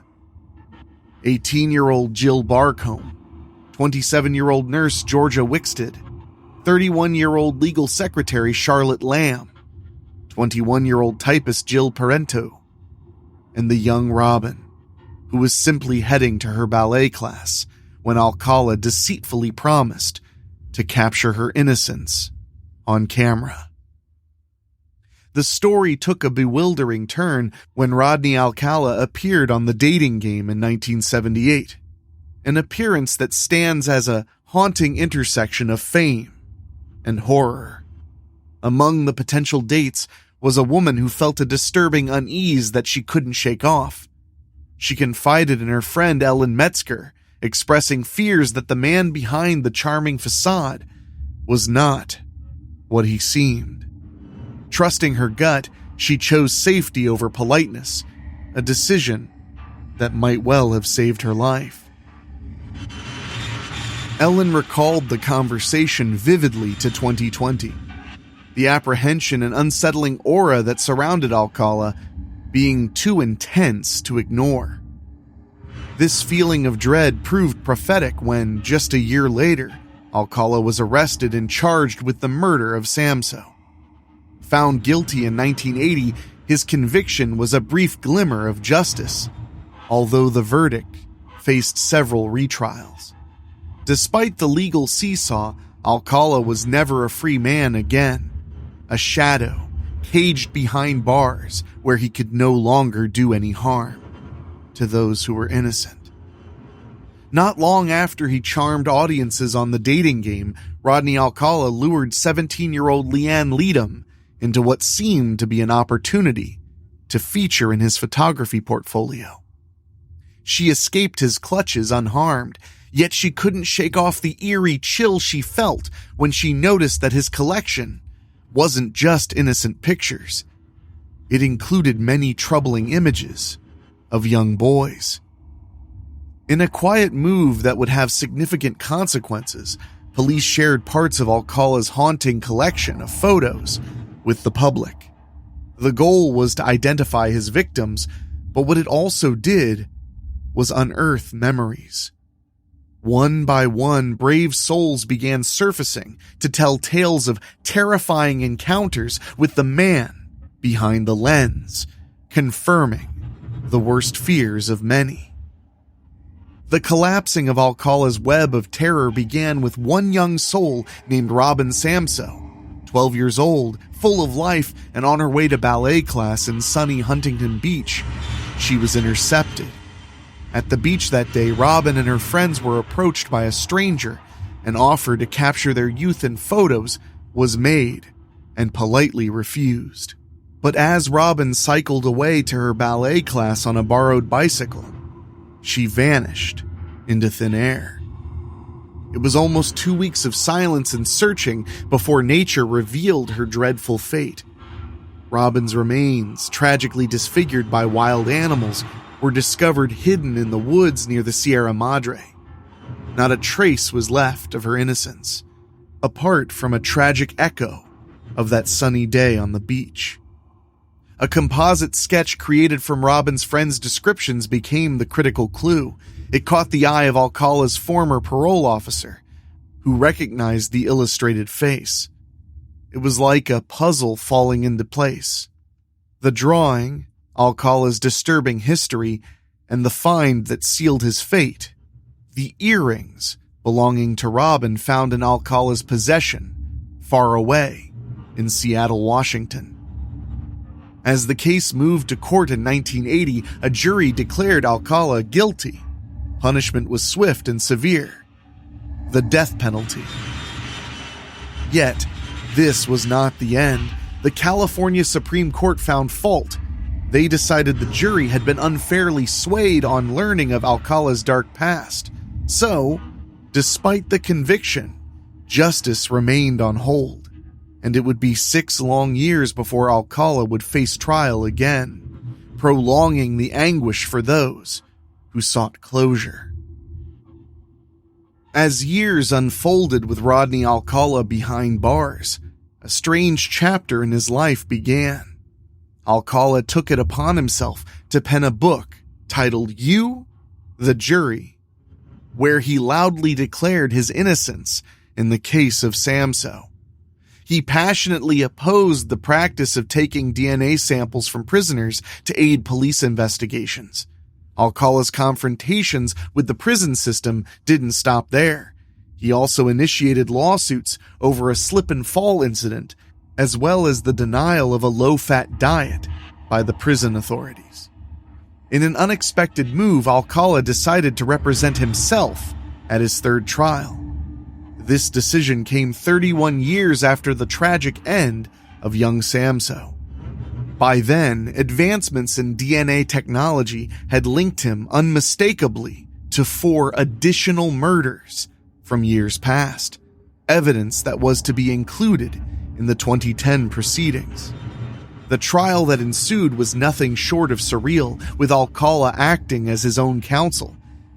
He would engage in an eerie self-dialogue, addressing himself as Mr. Alcala in a grave tone, only to answer his questions.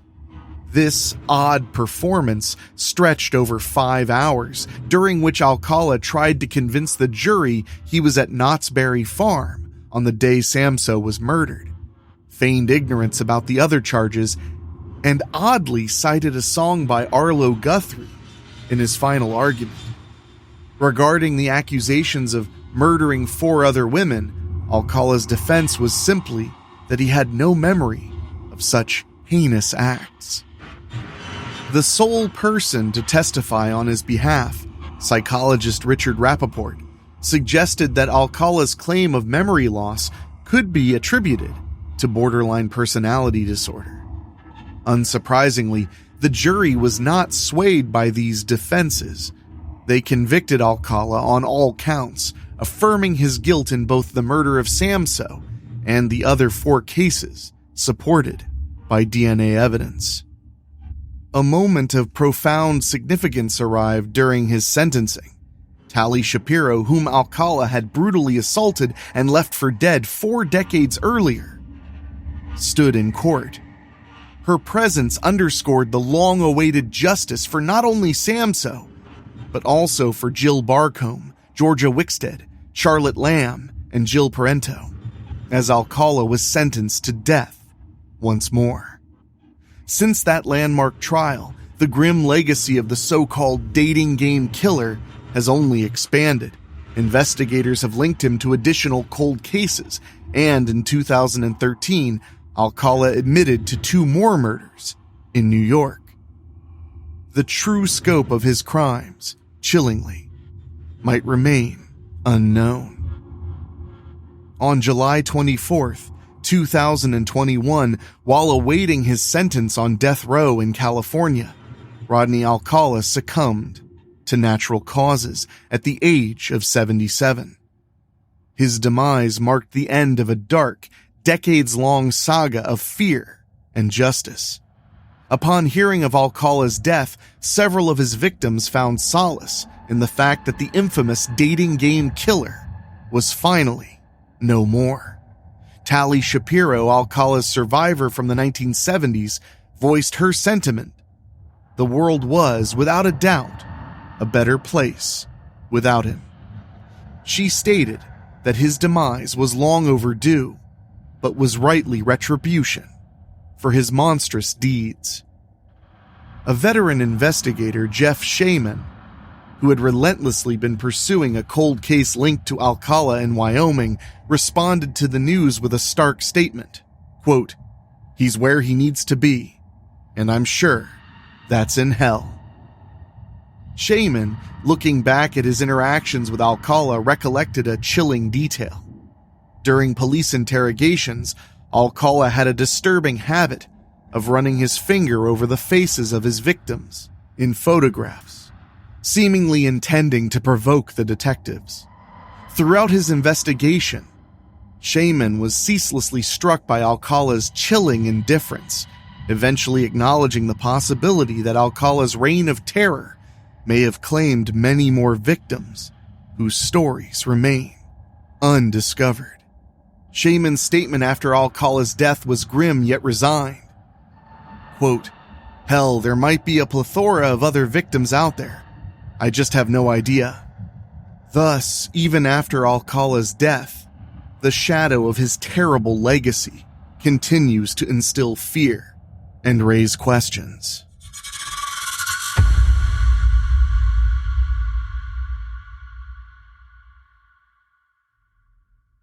Henry Lee Lucas, One man, 600 murders.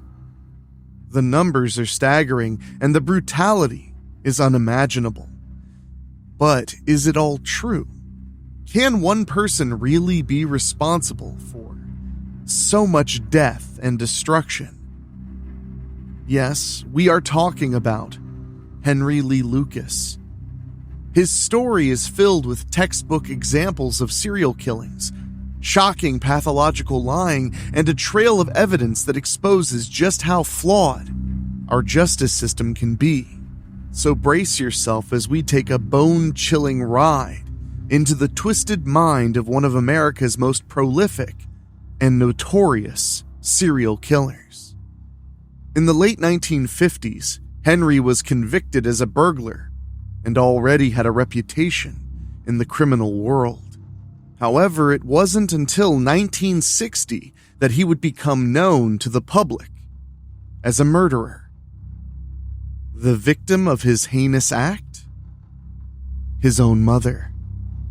But to better understand Henry and his actions, we need to explore his upbringing and personal background.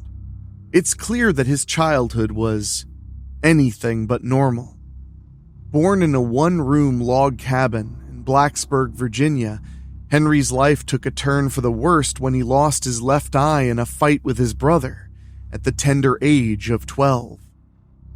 From then on, he used his physical appearance to scare other children, making them tremble with fear. But it was his mother, Viola, who truly shaped Henry's twisted psyche. A prostitute who forced her son to watch her engage in sex with clients, Viola would make Henry cross-dress in public so she could later pimp him out to men and women alike. As Henry grew older, his sexual deviance only grew more perverse. He began having sex with his half-brother and even the bodies of dead animals. It was clear that he was spiraling out of control. Henry's father, Anderson Lucas, died of hypothermia after drinking to intoxication and collapsing outside during a blizzard. Henry's first murder, if his account is to be believed, was committed when he was just a teenager. He claimed that at age 14 or 15, he murdered 17-year-old Laura Burnsley when she denied his romantic advances. However, he later withdrew this confession. The law finally caught up to Henry in 1954 when he was sentenced to 6 years in prison for 12 counts of robbery. But even that couldn't keep him down. He escaped in 1957 only to be recaptured 2 days later and released in 1959. So it should be clear to everyone that Henry wasn't on very good terms with his mother for obvious reasons. She wanted Henry to come live with her and look after her as she grew older. In January of 1960, they were having an argument over this very issue. His mother hit him on his head with a broom. This made Henry furious. He picked up a knife, stabbed his mother in the neck, and then fled the scene. Henry's relationship with his mother had always been strained, but the argument they had in January of 1960 took things to a whole new level. After fleeing the scene of the crime, Henry was later arrested in Ohio. Henry's attempt to claim self-defense fell on deaf ears, and he was swiftly charged with second-degree murder. The court found him guilty, and he was sentenced to spend the next 20 to 40 years behind bars. But fate had other plans for Henry.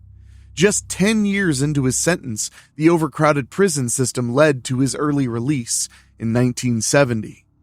Just 18 months after his release, he found himself back in jail, this time for attempting to abduct 3 young girls. Following his release in 1975, Henry married one of his prison pen pals. But the marriage was short-lived. His stepdaughter made allegations of sexual abuse against him, and Henry left the marriage in shame. He moved to Jacksonville, Florida, where he met Otis Toole, another drifter, and they became friends and lovers. Soon they met Toole's niece, Frida Powell. who was just 10 years old at the time, and she and Henry became romantically involved. However, their relationship was indeed tumultuous. They often argued about their future plans. In 1982, they traveled to Ringgold, Texas, where they worked as hired hands for Kate Rich, an elderly woman. But when Rich accused them of cashing bad checks, they relocated to a religious commune called the House of Prayer in Stoneburg, Texas. Despite Powell's desire to return to Florida, Henry had other plans. He brutally murdered her and dismembered her body in an isolated field, leaving her remains undiscovered to this day. He then convinced Rich to come with him under the guise of searching for Powell, but he had other motives. He murdered Rich and hid her body in a drainage pipe in Ringgold. Despite his heinous crimes, Henry Lee Lucas remained living in Texas, continuing his life of crime. In 1983, he was taken into custody on an illegal weapons charge, which ultimately led to his confession of the murders of Kate Rich and Frida Powell. In a chilling videotaped account, Lucas described how he had brutally murdered Powell and dismembered her body, stuffing her remains into 3 separate pillowcases. Remarkably, the authorities were able to locate Powell's remains exactly where Lucas had told them to look. Lucas was found guilty of his crimes and received multiple sentences of 75 years and life imprisonment. The horrifying events we have recounted are a stark reminder of the depths of depravity that human beings are capable of sinking to. And while Henry's story is tragically all too familiar in the world of serial killers, what happens next will leave you shocked and even more horrified. By October of 1983, he declared that he had murdered 150 women in brutal sexual assaults during his hitchhiking travels through 17 states. This confession caused a media frenzy, cementing Henry's reputation as one of the most heinous serial killers in America. Additionally, he implicated Otis Toole as his accomplice in the crimes and accused him of being responsible for a 1982 fire that claimed a woman's life. Toole himself admitted to kidnapping and killing 6-year-old Adam Walsh in 1981. For a little context, Adam Walsh was the 6-year-old son of John Walsh, host of the legendary America's Most Wanted television series, a program which helped spread public awareness of fugitives from justice and led to over 1,190 captures. Adam Walsh's kidnap and murder led John Walsh to a lifetime of fighting for the victims of crime and helping them receive justice. Following the widespread reports in newspapers that Mr. Lucas had claimed responsibility for the murders of 100 and then 150 women, authorities convened a 3-day conference. The conference brought together 85 law enforcement officers from 20 different states to untangle Mr. Lucas's statements and piece together the travel history of both him and Otis Toole. Investigators and participants in the conference revealed a disturbing story of 2 violent men from impoverished and turbulent backgrounds who crossed paths by chance. The pair traveled the country, picking up hitchhiking women, breaking into homes, and finding victims by any means they had access to. According to the conferees, they often stayed in campgrounds or other makeshift accommodations, constantly on the move and usually selecting victims with whom they had no prior relationship. At the time, the claim that Mr. Lucas had killed 150 women was viewed by some as a stretch, to say the least. However, in the months that followed, he continued to confess to hundreds more murders. According to various sources, his total number of claimed victims eventually surpassed 600. This prompted law enforcement agencies across the country to interrogate Henry Lee Lucas, who is now a suspect in as many as 3,000 homicides spanning 40 states. Ultimately, his cooperation helped police close 213 murder cases. Sounds almost too good to be true, doesn't it? An article published in the New York Times in November of 1983 quotes Tom Whitlock, the lawyer representing Henry Lee Lucas in Denton, Texas, saying that, quote, "I don't believe he's committed all the crimes they say he has. Not 150. I have my doubts he killed 100. Certainly there's a temptation for law enforcement agencies to clear up their books this way. I'm getting too many calls from agencies who have a body and want somebody to blame it on." The same article mentions that Robin Frierson, the chief assistant public defender in Stuart, Florida, described Mr. Toole as being slow-witted and not someone who had the capacity to get away with a murder. Frierson further suggested that Otis was confessing to these crimes simply for publicity. At the height of the inquiry, these remarks were only unsubstantiated conjecture. Nevertheless, a significant breakthrough occurred nearly 2 years later as Henry retracted his confessions. According to a 1985 article in the Dallas Times-Herald, Henry claimed to have only killed 3 people: his mother in 1960, as well as Frida, also known as Becky Powell, and Kate Rich in 1982. The article also stated that Lucas admitted he would have ended the deception months earlier, but was warned that he would be immediately sent to death row at the Huntsville State Penitentiary if he did so. The newspaper quoted Mr. Lucas as saying the bogus confessions were intended to discredit law enforcement as, quote, really stupid. Quote, "Now we'll see who the real criminals are," Lucas stated. The newspaper further highlighted the discrepancies in Henry's initial confession spree. According to the authorities, Lucas allegedly drove a 13-year-old station wagon for 11,000 miles between October 2nd and November 2nd, 1978, during which he was accused of committing 6 murders and 1 attempted kidnapping. However, the newspaper pointed out that in the last 4 days of his journey, Lucas would have had to travel 4,100 miles, meaning he would have to have driven at an average speed of 50 miles per hour, even if he had not stopped to sleep. The mathematics simply did not add up. This report gives some credibility to the theory that law enforcement were using Henry's confessions as an easy way to close cases. The director of the Texas Department of Public Safety, Colonel Jim Adams, described the assertion of only 3 killings as ludicrous, noting that Mr. Lucas described as many as 100 of the killings in exquisite detail. But Mr. Adams conceded that the authorities might have been too willing to accept the confessions that cleared unsolved killings. He said that Mr. Lucas frequently lied and had often given the police bad information. Attorney General Maddox also acknowledged how Lucas wasn't always truthful during the investigation. Maddox said that Lucas has now, quote, led us to believe that he did not commit a very large number of these crimes, and he clearly, quote, did not commit 600 murders. But the question arises as to why he lied in the first place.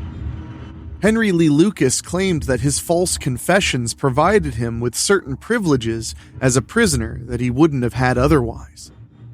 These privileges included being unrestrained during long journeys to various crime scenes, having the ability to order meals from fast food restaurants, and being able to walk freely through police stations at some stops. Lucas believed that his confessions were a result of a combination of tranquilizers, steaks, hamburgers, and milkshakes given to him by investigators, as well as clues from the crime scenes that he simply repeated back to detectives. Henry Lee Lucas had previously admitted to the murder of Laura Marie Purchase and was convicted for it in 1986. However, in 2007, the Sheriff's Office Cold Case Squad reevaluated the DNA evidence collected during the original investigation. Upon conducting a new analysis, both Lucas and his alleged accomplice Otis Elwood Toole were ruled out as potential suspects based on their own DNA samples. This serves as yet another instance highlighting the unreliability of Lucas's initial confessions.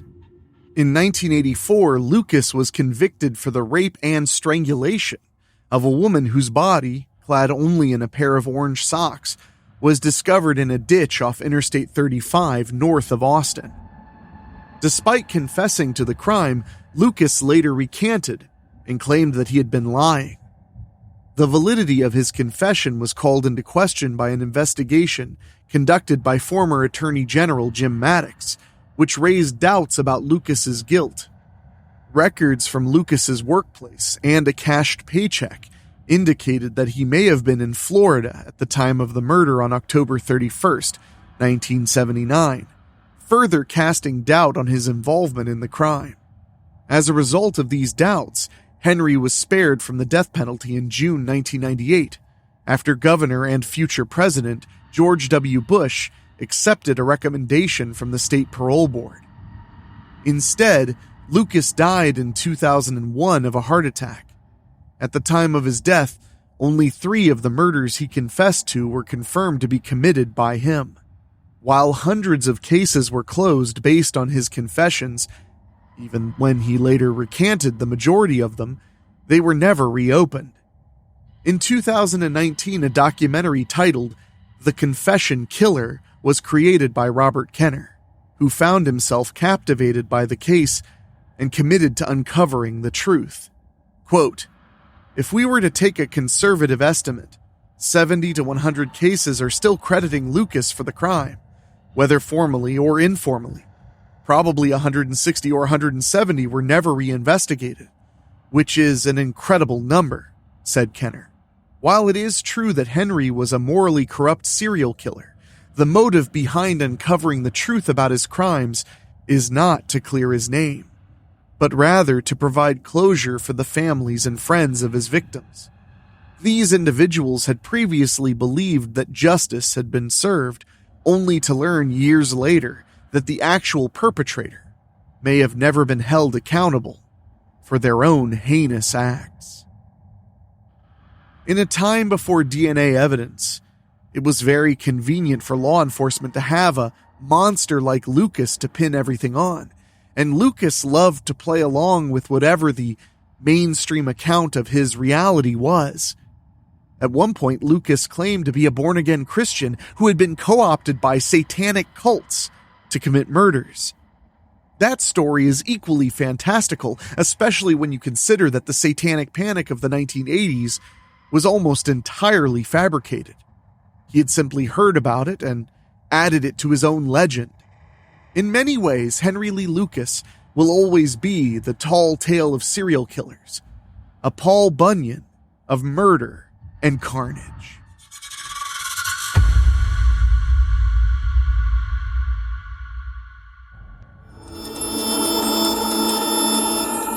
The Texarkana murders, also known as the Phantom Killer murders.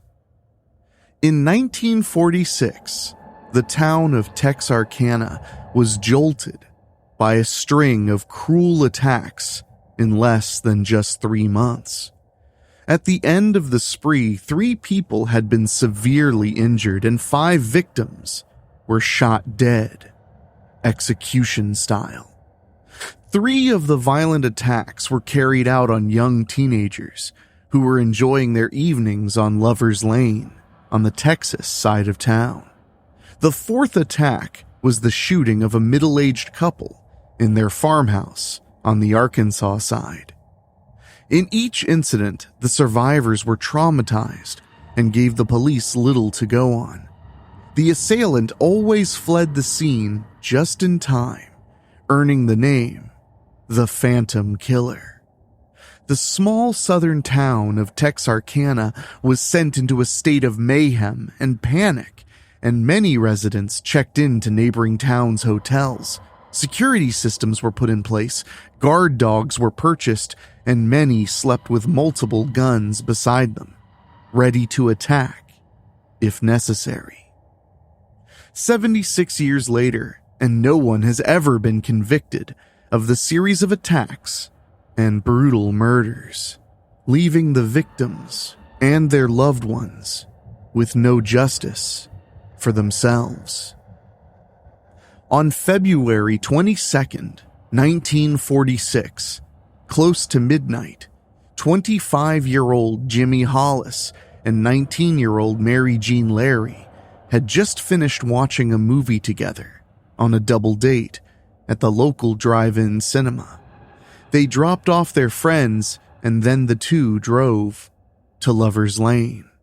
Jimmy parked the car and they both were enjoying a calm, romantic evening. At one point, Jimmy exited the car to get a closer look at the stars above, while Mary stayed in the vehicle. Suddenly, a bright flashlight blinded Jimmy's view. The man holding the light ordered Jimmy to take his pants off while threatening him with a pistol. Jimmy claimed he must have had the wrong guy, to which the man told him he didn't want to kill him, but he needed him to take his pants off. After Jimmy removed his pants, the man bashed Jimmy's head in with either a lead pipe or the pistol he had been carrying.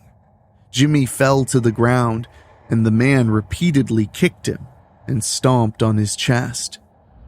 Meanwhile, Mary was unsure what to do as she sat in the car, terrified. Later, she reported that she remembered hearing a sudden cracking noise, which she learned had been Jimmy's skull cracking against the man's boot. Mary exited the car, dug in Jimmy's pockets to find his wallet, and asked the man to take whatever money was inside of it. The man then suddenly struck Mary in the head with the same blunt force object, and she fell to the ground. Still conscious, Mary heard the man, strangely, scream in her ear, "Run!" Somehow, she was able to get to her feet, and wearing heels, she booked it up the road. As she ran, she peeked behind her and watched as the man continued to beat Jimmy mercilessly. However, he stopped and ran towards Mary again. After he caught up to her, he crushed her skull in with the weapon. The man then removed her underwear and sexually assaulted her with the barrel of the pistol he had just been using to threaten them. Mary begged the man to just kill her. Instead, though, the man quickly fled into the night, like a phantom. Mary fought hard, though. She picked up her bloodied, brutalized body and ran to the nearest home for help. Meanwhile, Jimmy was regaining consciousness next to their parked car and was, miraculously, able to crawl to the main road. Oddly enough, an older couple stopped, but refused to allow his bloody body in their car, so they told him they'd drive to get help. However, Mary had already gotten to help, and the ambulance rescued him while he was on the road. After being questioned by investigators, Mary and Jimmy gave two very different descriptions of the perpetrator. Both of them said the man was very large and wore a burlap sack over his head, with eye and mouth holes cut out. However, Mary claimed the man's voice sounded as if he was African American, but Jimmy claimed he sounded to be a young white man, less than 30 years old. These descriptions weren't of any help to the police. Just 1 month after Mary and Jimmy were assaulted, the Phantom attacked again. On March 23rd, 29-year-old Richard Griffin and 17-year-old Polly Moore were also enjoying their romantic night of intimacy. The two had also just finished a movie, went to a local cafe until nearly 2 a.m., and then parked Richard's car in Lover's Lane. Just as before, a masked man approached the car and pointed a gun at the couple through the window. He ordered Richard to remove his pants and then shot him twice in the back of the head. Either the man forced Polly out of the car or she attempted to run, but he shot her twice in the head on top of a blanket outside of the vehicle, which was later found soaked in blood. The assailant then picked up Polly's body and staged her back in the car next to Richard. Their bodies were found the following morning by a passing motorist who thought the passengers in the 1941 Oldsmobile were sleeping. Investigators were able to determine the gun was a .32 caliber semi-automatic pistol and connected this case to the first attacks. However, this was the only evidence they had, and nothing else came from it. The Phantom Killer struck again the following month. On the evening of April 13th, 1946, 16-year-old Paul Martin picked up his girlfriend Betty Jo Booker, who was 15 years old. At the young age of 15, Betty lived a busy life. She made amazing grades, was a dancer, belonged to a sorority, and played saxophone with the band called His Rhythm Airs. She was well liked as a junior at Texas High, and her mother was her best friend. She and Paul Martin had known each other since kindergarten and were believed to be dating at the time. Paul was also a well-liked guy who was described as being a sweet kid with no enemies. He'd traveled the 100 miles from his new home in Kilgore, Texas, to visit his friends and Betty in Texarkana for the evening. The two planned to watch a midnight movie, but Betty's weekly Rhythm Airs gig as the alto sax player ran late. Paul didn't care though, and he picked her up around 2 a.m. at the VFW in his 1946 Ford. Since they weren't able to watch the movie as they planned, they decided to grab a bite to eat and then just hang around town, maybe stopping by a friend's sleepover party later. But before they could do anything, Betty requested they stop at her house to drop off her saxophone. She hated being responsible for it, lugging it around places, as it was expensive and her most prized possession. Apparently, she would drop it off after every gig she played before doing anything else. However, Paul must have convinced her to just make a quick pit stop at Spring Lake Park in Texarkana, just before they went to her house. The two pulled in and parked their car. As they sat, a car pulled up next to them. A man got out, walked over to Paul's side of the vehicle, and pointed a gun at him through the window. The next morning, before 6 a.m., a couple stumbled upon Paul's body on the edge of North Park Road, lying on his side. He'd been shot 4 times, once in the head, once in the face, once on his right hand, and once on his left shoulder. The police searched for his car and found it about a mile away at the park, keys still in the ignition. Initially, they weren't aware Betty was with him. However, after friends and family told them that they were together the night before, they began searching for Betty. She was found 6 hours later, 2 miles from the park. Her body was propped and staged up against a tree. Her coat was buttoned up to her chin, and her hand was in her pocket. She had been shot once in the chest and once in the head, and it was clear she'd also been sexually assaulted. Her saxophone wasn't in Paul's car, and to this day has never been found. The police determined the gun used to shoot Paul and Betty was also the .32 caliber gun used to murder Richard and Polly. The town went into complete hysteria at this point. Random young couples were being murdered while just enjoying their romantic date nights, and the suspect left behind little evidence and seemed to just disappear into thin air. This is when the town referred to him as the Phantom Killer. The Texas Rangers attempted to lure the killer to Lover's Lane by disguising themselves as a young couple in an unmarked car. However, he never showed up.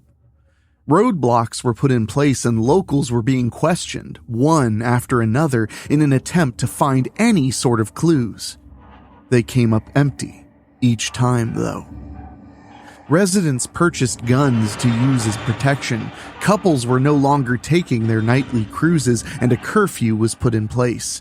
The entire town was so on edge that if neighbors entered their homes unannounced, as this was common in 1946, homeowners would immediately point their loaded guns at them before thinking twice.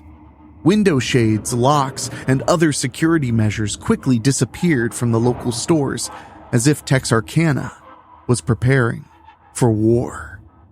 On Friday, May 3rd, Virgil Starks and his wife, Katie Starks, both 36 years old, were relaxing in their small farmhouse on their 500 acres of land.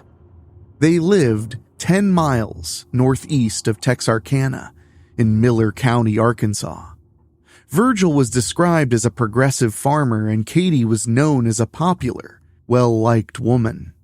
The two didn't have any children of their own, but they had plenty of nieces and nephews and cared for them deeply. This evening, the married couple wasn't worried about the crazed killer on the loose. They were well into their 30s and were sitting quietly in their home. They weren't spontaneous teenagers parked in Lover's Lane in the early morning hours. The last thing they expected was a serial rapist and murderer to destroy their lives. Virgil was sitting in his chair with a heating pad up against his back, relaxing. He calmed himself for the evening by listening to the news on the radio and reading the paper. His wife, Katie, was lying in bed ready to fall asleep when she heard movement in their yard. Curious, she asked Virgil to turn the radio down so she could get a better listen. Suddenly, a man pointing a .22 caliber automatic gun appeared in the window and shot Virgil in the back of the head as he sat in his easy chair. Katie, terrified, ran to the living room not knowing what had just happened. She immediately saw her bloodied husband slumped over his chair, and so she ran to the hand-crank phone.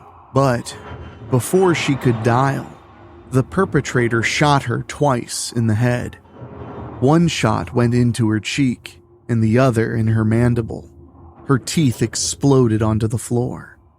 Surprisingly, and miraculously, Katie survived, but she knew she needed to play dead, so she laid on the floor until she felt it was safe enough to get up. She crawled to her bedroom looking for the gun they kept closed away, but was unable to locate it. She went back into the living room and noticed the man who just shot her and her husband crawling through their kitchen window. After he left, she was able to get to her feet, run across a highway and into her nearby sister and brother-in-law's home, all while being half blind and in her nightgown. Neither her sister nor her brother-in-law were home, but a neighbor heard her screams and came out of his house to help her. He then fired his rifle into the air to alert the rest of the neighbors, which was pre-planned if the phantom had been spotted in the area or if they needed immediate assistance. Neighbors poured from their homes and rushed Katie to the hospital.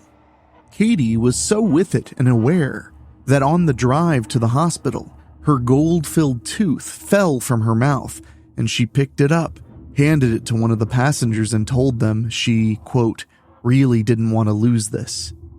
Earlier in the evening, state troopers noticed an unknown car parked outside of their home.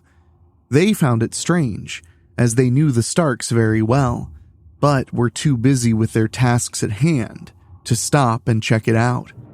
When they drove past later, the car was gone.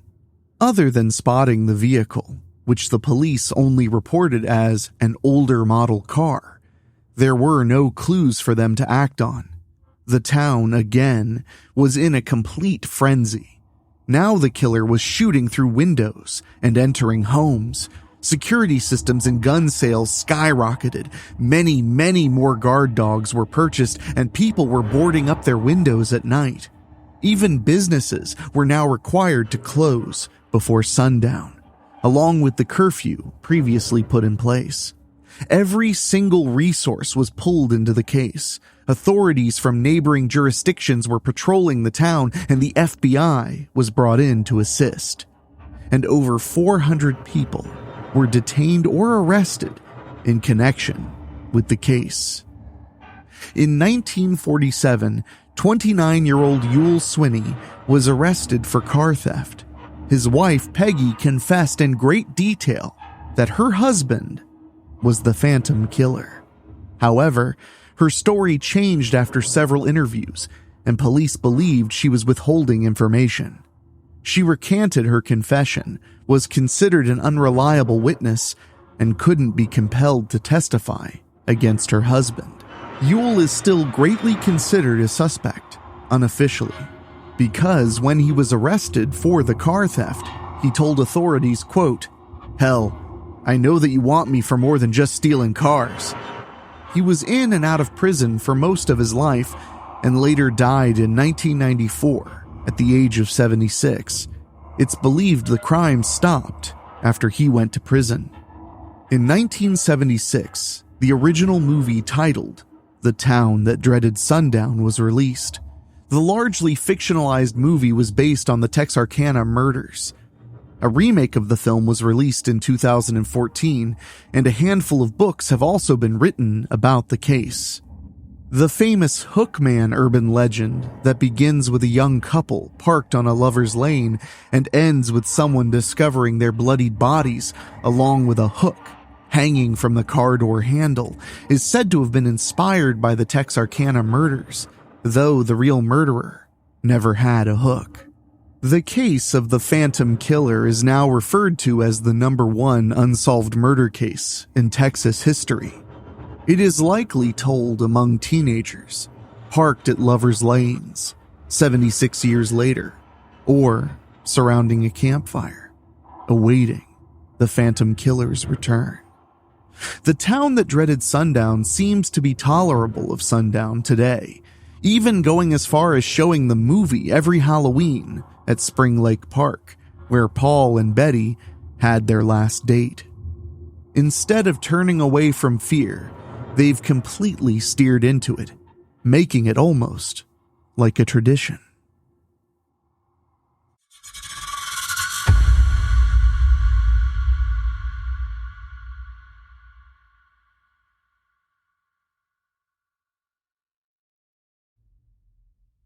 The Axeman of New Orleans. On a dark and damp night, on March 18, 1919, the air of New Orleans was filled with the sound of jazz. It wasn't a night for partying, though. People were scared. Very scared. They played jazz not to celebrate, but because they feared for their lives. This fear was due to a scary situation in the city. A mysterious person was going around hurting people badly. This person sneaked into houses at night and hit people in the head with a hatchet or axe. The worst part, these tools often belonged to the victims themselves or were found nearby. It was like a nightmare come to life. This person was like a monster hiding in the shadows, making everyone in New Orleans very, very scared. They would do anything, even play jazz all night if it meant keeping themselves and their loved ones safe. This is the tale of the Axeman of New Orleans, a specter of terror who, over a century ago, turned nights into nightmares and homes into scenes of horror. For a long stretch of time, starting in May 1918 and lasting until October 1919, the people of New Orleans lived in deep fear. They were haunted by a mysterious figure they called the Axeman. This horror began when a shopkeeper named Joseph Maggio and his wife Catherine were found horribly murdered in their home above their shop on May 23, 1918. While they slept, someone had cut their throats with a razor and then hit their heads with an axe. The police, trying to solve the crime, found bloody clothes that the killer had left behind. It looked like the killer had changed into clean clothes before running away. Nothing was stolen from the house, even though there were valuable things all around. A strange message written nearby in chalk said something about Mrs. Maggio. The police interrogated a ton of people, but didn't have enough proof to keep anyone. Not even 2 months later, another shopkeeper named Louis Bessemer and his lady friend Harriet Lowe were attacked just like the Maggio couple. Early on June 27, 1918, they were also found bleeding and mutilated. The police grabbed someone they thought might be guilty, but they had to let him go. The newspapers talked about the incident a lot, especially with the woman present being the man's mistress. Harriet tried to fix her face with surgery because it had been damaged, but she did not survive. Before dying, she pointed her finger at Bessemer himself. They locked him up for months, but later, a jury decided he didn't do it after having questioned him for 10 minutes. Then on August 5th, a woman named Mrs. Edward Schneider, who was almost ready to have a baby, woke up to a scary sight, a shadowy person standing over her. She got hit in the face over and over. Her husband came home from work and found her. She was covered in blood, but she managed to survive and had a healthy baby just a few days later. Again, the police made arrests, but were not able to prove anything. Just like that, only 5 days afterward, an old shopkeeper named Joseph Romano was hit in the head in his home. His nieces heard noises and saw a man leaving quickly. Mr. Romano was hurt badly, but could still walk a little when help arrived. Sadly, he succumbed to his injuries later on. The nieces said the man they saw was big and dark-skinned and wore dark clothes and a hat. Every time something terrible like this happened, the police noticed the same things. Places were messed up, but nothing was taken. The bad guy used tools he found in the homes. He broke through the doors or windows to get in, and a lot of those who got hurt or killed were Italian merchants. The city was gripped in fear. Who would be next, and why was this happening? Everyone was wondering, and nobody felt safe. The Axeman was still out there, somewhere, in the shadows. Reports flooded the police stations with sightings of a mysterious Axeman prowling the streets. Desperate to keep their family safe, people armed themselves and stood guard through the night. The city buzzed with rumors. One claimed the Axeman disguised himself as a woman, another that he leaped over fences like a shadow in the night. Amidst this growing panic, the Axeman's violent sprees seemed to pause. The relief was palpable as people slowly let go of their fear, trickling back into the semblance of normal life. Then, just as the city exhaled, the horror returned with a vengeance on March 10th, 1919. Charles Cortamiglia, a grocer from Gretna, a stone's throw from New Orleans, his wife Rosie and their little daughter Mary were the next victims. On that dreadful night, Lorlando Giordano, their neighbor and another grocer, rushed to their aid, drawn by their screams. What he found was a scene of carnage.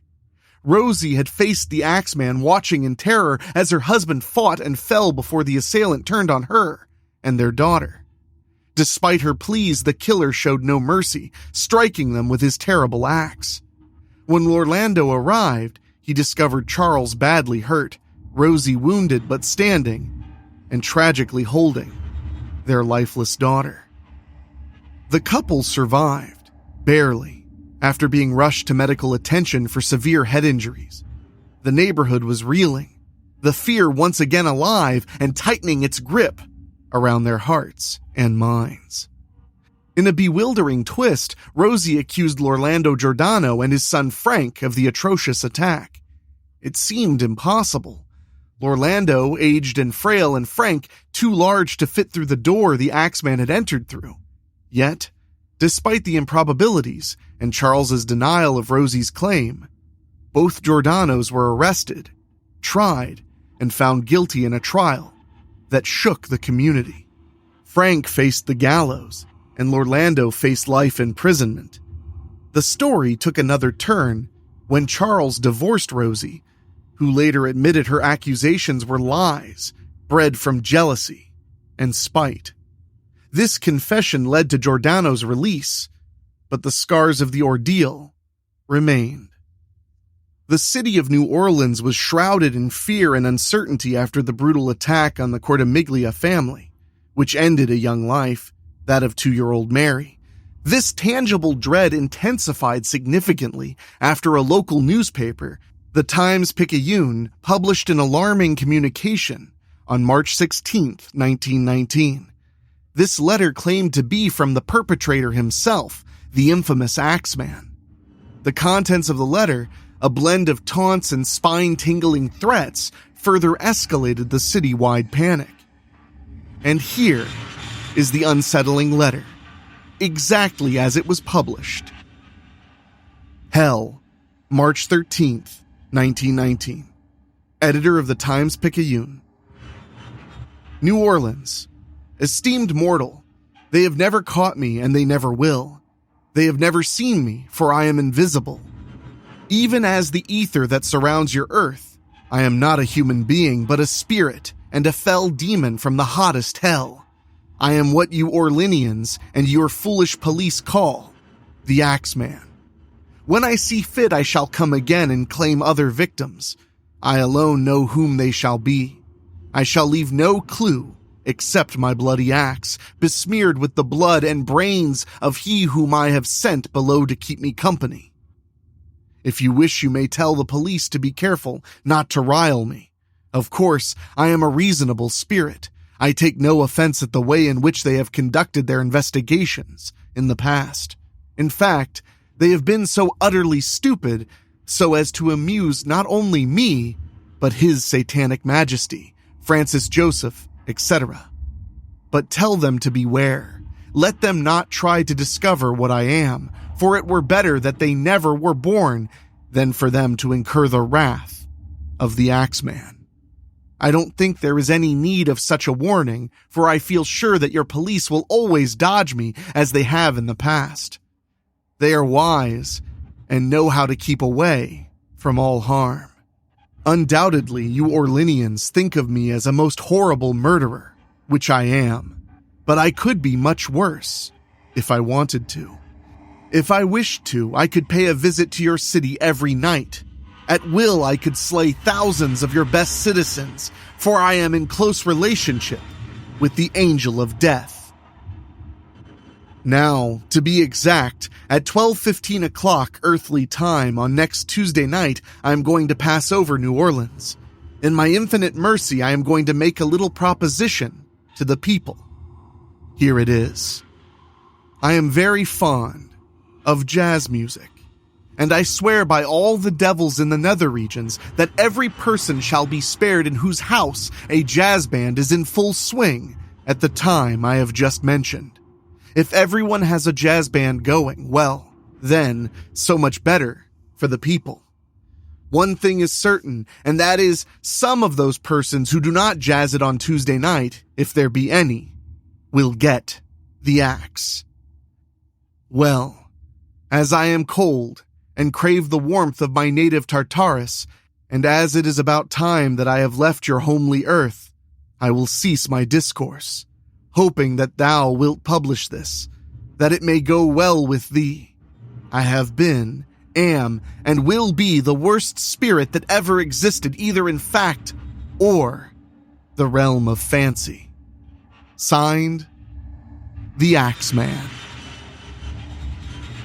Despite the bone-chilling nature of this proclamation, those who have scrutinized the letter over the years, including experts in historical analysis and criminal psychology, doubt the likelihood that the true Axeman penned it.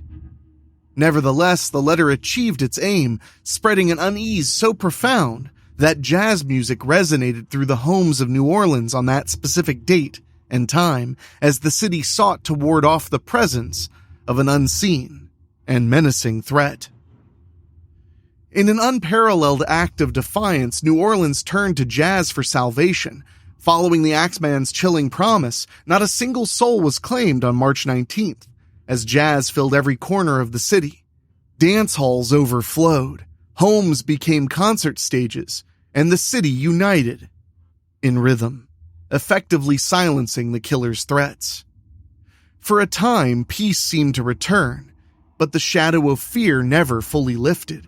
The quiet was shattered on August 10th, 1919, when another grocer, Steve Boca, became the latest target. Awoken to a nightmarish figure and a sharp pain, Boca narrowly escaped death. Clinging to life, he sought help from a neighbor before succumbing to unconsciousness. The details of his assailant lost in the haze of trauma. His home bore the Axeman's signature, a chiseled entryway, and no theft. The city's terror was fueled further when William Carson, a druggist, survived an attempt on his life by firing at the intruder. The aftermath left behind a battered door and an abandoned axe. Merely a day later, Sarah Lawman, a young girl living alone, wasn't so fortunate. Found unconscious and badly wounded, she survived, but the chilling sight of a bloodied axe on her lawn echoed the grim pattern. The atmosphere in New Orleans was explosive, a mix of fear and disbelief as the Axeman seemed to vanish as quickly as he had appeared. However, the silence broke again on October 27, 1919, with the brutal murder of Mike Pepitone, a grocer. His wife, a witness to the aftermath, found herself a widow, her description of the assailant as elusive as the Axeman himself, leaving behind the usual cryptic clues, but taking with him a life and leaving a family shattered. Despite relentless efforts by the authorities, the trail turned cold. Mike Pepitone's tragic death marked the last whisper of the Axeman's terror.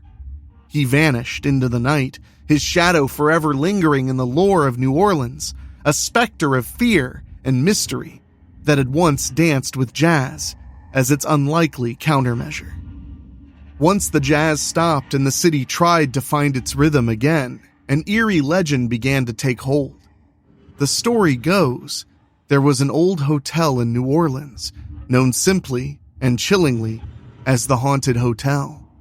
Local tales whispered that this was where the Axeman hid, nestled in its dark rooms whilst he planned his next terrifying move. The community believed that even after his last known crime, his ghostly presence never left. Tucked away behind the hotel was a small courtyard, a place that felt different, unnervingly so. Visitors stepping into this area couldn't shake the feeling of unease. Some reported glimpsing shadows that moved without cause.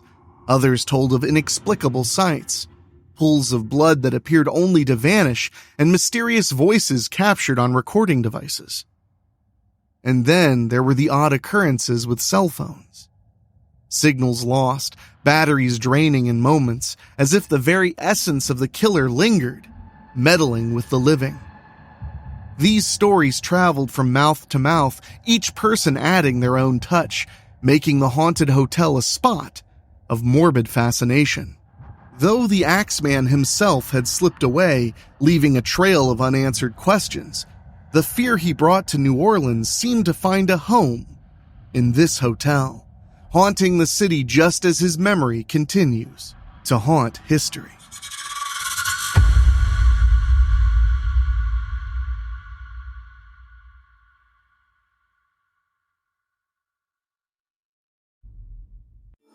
The Oklahoma City Butcher. Crimes against people of different religions, sexualities, nationalities, and color is nothing new to America or the world at large. Many nations have had their land stained red from its native inhabitants. This is also to say nothing of the various inquisitions, witch hunts, and other historical atrocities.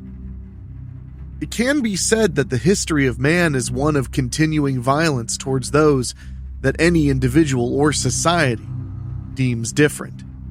And when it comes to unsolved crimes, it's much the same story. Our subject today concerns such a case. It is one that, while small in scale, has a potential to link one of America's most notorious killers. It's a crime that has drawn comparison to those of London's Jack the Ripper and other similar murder cases. This is the story of the Oklahoma City Butcher. The killings began on Thursday, April 1st, 1976, when 3 oil workers entered an abandoned property. Upon making their way through the home, one of the men tripped over what was initially believed to be debris. Upon closer inspection, the supposed debris turned out to be a human thigh. While fleeing the property, a human head was found in an empty popcorn bucket. When the men called the police to report the incident, their statement was dismissed as an April Fool's prank. Detectives on the scene took note that the remains were of a female. One of the victim's hands, along with her sex organs, were missing. Investigators theorized the former was removed in an attempt to conceal the identity, while the latter was taken as a kind of trophy. Also, the face of the victim was horrifically mutilated. Most noticeably was a smile being carved from the corners of her mouth to her ears.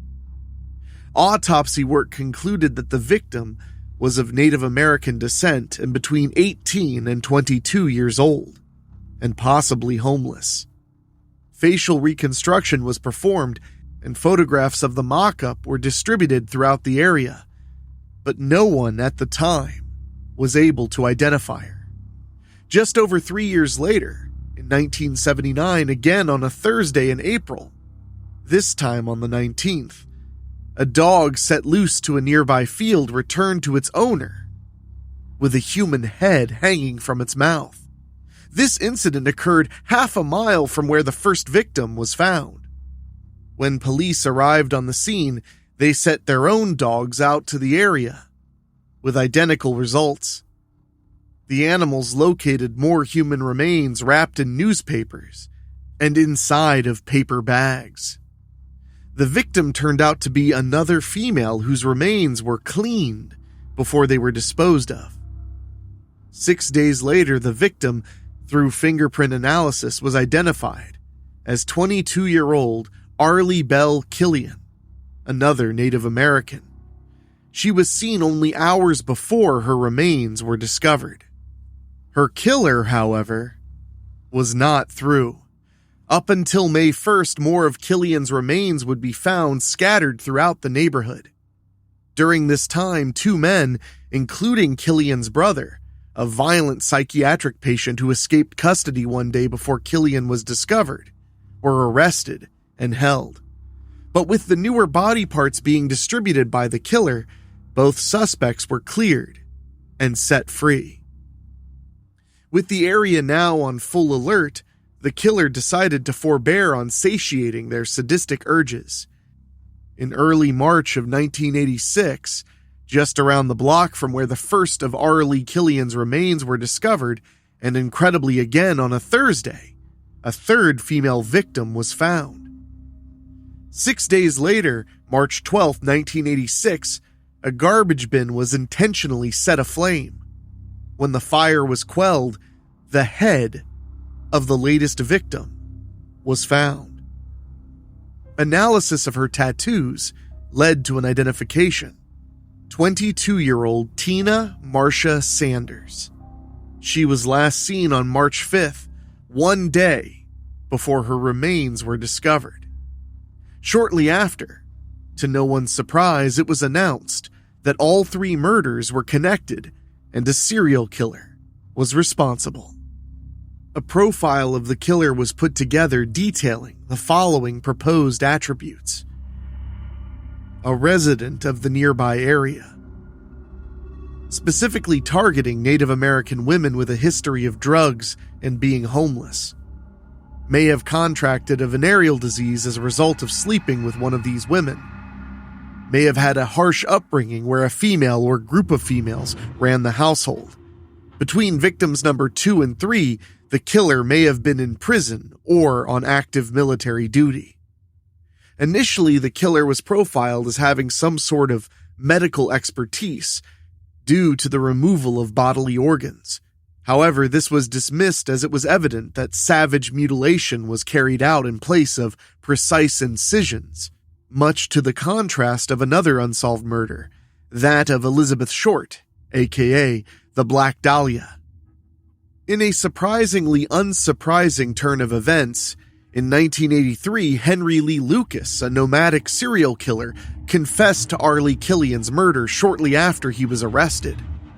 Upon scrutiny, however, Lucas's confession was eventually debunked, as he was proven to be a compulsive liar, and in the years since his arrest and death, many of his crimes have been debated in their authenticity.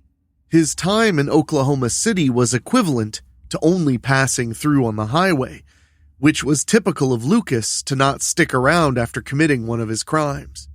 The true murderer clearly knew the area very well and returned to the crime scenes again and again. In 1993, victim number 1, through DNA analysis, was identified as 18-year-old Kathy Lynn Shackelford, a runaway. Officially, this is the last lead before the case went cold. According to crime writer Michael Newton, the killer, or a copycat, was still active. Remains of a victim were found in 1985 during construction of the Centennial Expressway. Later, remains were also discovered of a Hispanic or Native American woman unearthed from a shallow grave on April 22, 1995. In this instance, 50 miles west of Oklahoma City. In 2007, 52-year-old Roderick Webster was arrested and eventually convicted for the 1989 mutilation and murder of 75-year-old Audrey Harris, who was disemboweled similarly to the 3 victims of the Oklahoma butcher. Being that Webster never left the Oklahoma City area, he was strongly considered a suspect for the unsolved murders. However, in this instance, the victim was not a homeless woman. Harris was attacked in her home and was a Caucasian. Webster to this day has not been charged with any of the Oklahoma City murders, and the case remains officially unsolved. The United States is a country with a very sordid past involving the treatment of Native Americans. Many will point to such atrocities as simply part of building the nation.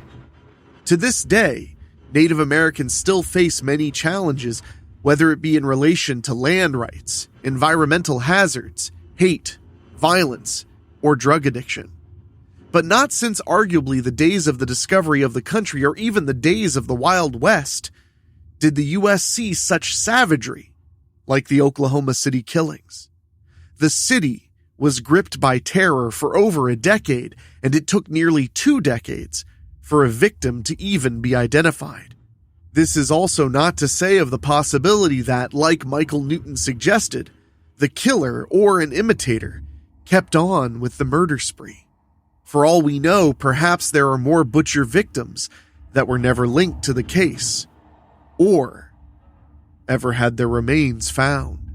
With all those things considered, the Oklahoma City butcher remains one of the most notorious unknown serial killers in American history.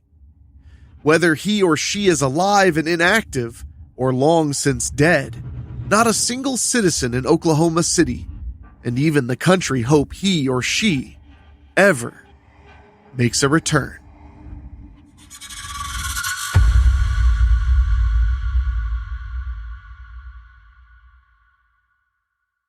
Ed Gein, the Butcher of Plainfield. For what felt like an eternity, a shadow loomed over the quaint town of Plainfield, Wisconsin. A shadow cast not by any looming structure, but by the grim acts of a single man. Ed Gein lived ensconced within the decaying walls of his ancestral home, where he embarked on a horrifying project. He used to rob graves and take the skin and body parts of those poor cadavers to make really disturbing items such as a chair and even clothing. It might sound like a scary story somebody made up, but it's true. Ed Gein was a real person who did these things, and he became known as the Butcher of Plainfield. This terrifying truth didn't just stay in that town.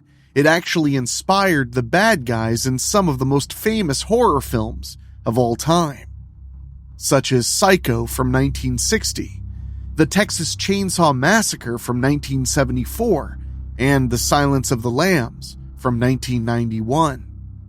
Norman Bates, Leatherface, and Buffalo Bill are the names of these scary movie villains, and they were created with a little bit of help from the macabre story of Ed Gein.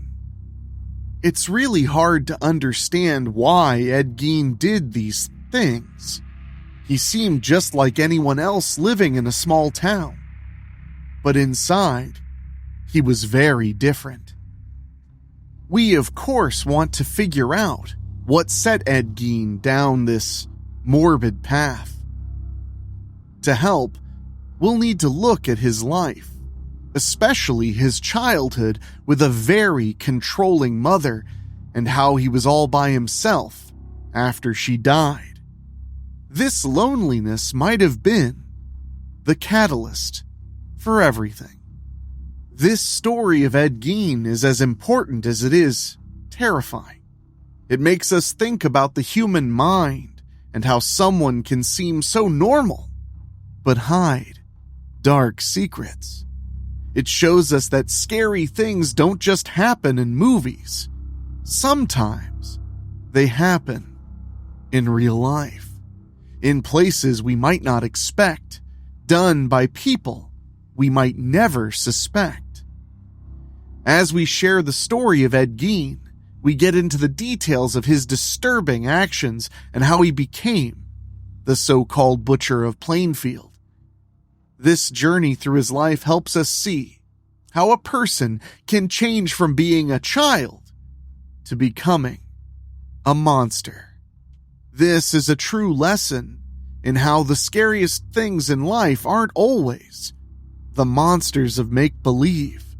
They can be real people living among us.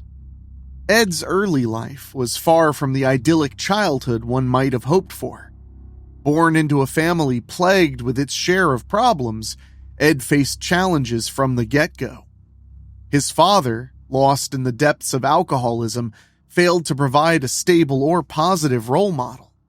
This left Ed and his brother under the intense and exclusive influence of their mother, Augusta. Augusta Gein was a figure of sharp contrasts. Deeply religious, she preached a version of virtue that was as rigid as it was extreme. Ed and his brother were taught that the world was filled with immorality, a concept that Augusta seemed particularly eager to apply to women, with herself as the sole exception. Ed ingested these teachings whole, developing a relationship with his mother that went beyond the typical bonds of family. To Ed, Augusta was not just a mother. She was the embodiment of purity and virtue, an ideal that he placed on a pedestal, shaping his understanding of women and morality. The fabric of Ed's world began to unravel with the mysterious death of his brother. While unconfirmed, suspicions lingered that Ed might have been involved. This tragedy was compounded by an even more significant loss: the death of Augusta in 1945. Deprived of his sole moral compass and the central figure of his life, Ed found himself adrift in a sea of solitude within the walls of the sprawling, now empty, farmhouse. It was during this period of isolation that Ed's interests took a notably dark turn. Without his mother's guidance, he began devouring content that most would find disturbing. Death cult magazines and stories of Nazi cannibals filled his time and twisted his thoughts. But merely reading about these twisted tales wasn't enough for Ed. A sinister curiosity was brewing within him, a desire to explore these dark themes, not just in theory or imagination, but in practice. Ed's unsettling pursuit of his interests led him beyond the boundaries of what society considers acceptable. What began as grave robbing, a heinous act in itself, quickly escalated. Ed targeted local cemeteries, exhuming the bodies of recently deceased women who bore a resemblance to his mother, seeking in death the companionship he lost in life. However, Ed's macabre activities didn't stop at grave robbery. His fantasies demanded embodiment in his everyday existence, a yearning that led him to commit acts of unspeakable horror. The case of Bernice Worden, a local hardware store owner who went missing in 1957, brought Ed's nightmarish fantasies into the harsh light of reality. When authorities traced the disappearance back to Ed, they uncovered a scene at his farmhouse that was beyond the realm of most people's worst nightmares. What they found was a chilling testament to a mind untethered from morality and human decency, marking Ed Gein not just as a disturbed individual, but as a figure whose actions would leave an indelible mark on the collective psyche of the nation and inspire some of the most iconic villains in horror literature and cinema. When law enforcement officials crossed the threshold into Ed Gein's domain, they were unprepared for the appalling sight that awaited them. In what was once a mundane kitchen, they encountered the remnants of Bernice Worden, her life cruelly snatched away. Her body, treated with unimaginable indignity, was suspended from the ceiling, an evident sign of the gruesome acts that transpired within those walls.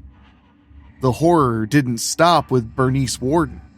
The farmhouse harbored an extensive collection of human remains, presenting a bone-chilling tableau of Ed Gein's endeavors.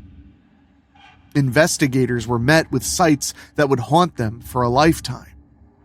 Bones, both intact and shattered, littered the premises. Skulls, once the seat of human thought and expression, were repurposed into grotesque bedpost decorations and transformed into everyday household items like bowls and utensils, stripping them of their humanity and reducing them to mere mundane objects. However, even more disturbing was Ed's use of human skin. The authorities discovered chairs as if plucked from a nightmarish fantasy, upholstered with human flesh, a testament to Ed's ghastly craftsmanship. A wastebasket and leggings crafted from the same material stood testament to his macabre ingenuity, but it was perhaps the masks fashioned from the faces of the dead that most vividly showcased Ed's horrifying descent into madness. His collection included a belt made of human nipples and a pair of lips used as a grotesque ornament for a window shade, further underscoring the depths of his depravity. More chilling still were a corset and a lampshade, both made from the skin of a human torso and face, respectively showcasing a disturbing blend of domestic life and macabre fantasy. The gruesome inventory continued with an array of dismembered body parts, fingernails, noses, and the genitals of 9 women, a stark testament to Ed Gein's horrific compulsions. Among the remains were identified those of Mary Hogan, a tavern keeper whose disappearance had remained a mystery since 1954. The findings in Ed Gein's farmhouse unveiled a reality more terrifying than any fiction. What was once perceived as a lonely man's retreat was revealed to be a den of nightmarish fantasies brought to life. The case of Ed Gein broke the facade of normalcy, revealing a chilling reminder of the darkness that can reside within the human mind. forever imprinting the tale of the House of Horrors into the annals of criminal history.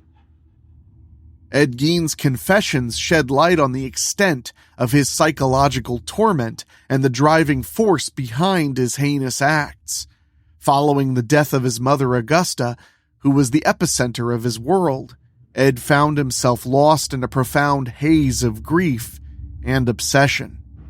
He confessed to embarking on nocturnal visits to 3 local graveyards, an eerie mission that commenced roughly 2 years after he was left alone in the vast silence of his family home. These were not random expeditions. Ed was on a haunting quest, guided by a chilling criterion.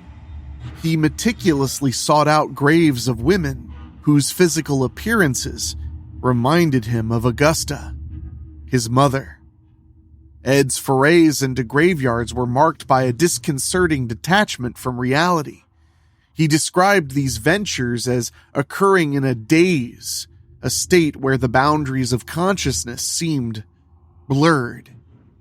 This altered state of mind suggests a deep psychological conflict, a battle between his remaining grasp on reality and the overpowering compulsion to reunite with his mother in any form possible. This daze, as Ed described it, acted as both a shield and a catalyst, numbing his senses to the morbidity of his actions while driving him further down the path of desecration. The most harrowing aspect of Ed Gein's confession was his objective, the creation of a woman suit. This grotesque endeavor was not born out of a simple fascination with human anatomy, or even simply morbidity. Ed envisioned this suit as a means to an unimaginable end, to inhabit the essence of his mother. He sought not just to remember or honor her, but to become her, to merge his identity with hers in a physical and symbolic act. By crawling into her skin, he aimed to close the chasm of loss and isolation her death had left behind.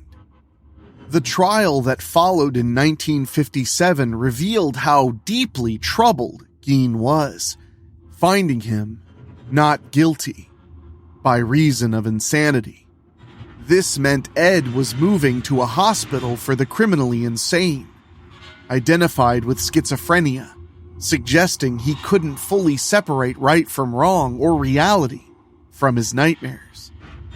As if to erase the terrible traces of Gein's deeds, his house mysteriously burned down. This fire didn't just swallow a building. It consumed potential clues about the extent of Gein's gruesome activities.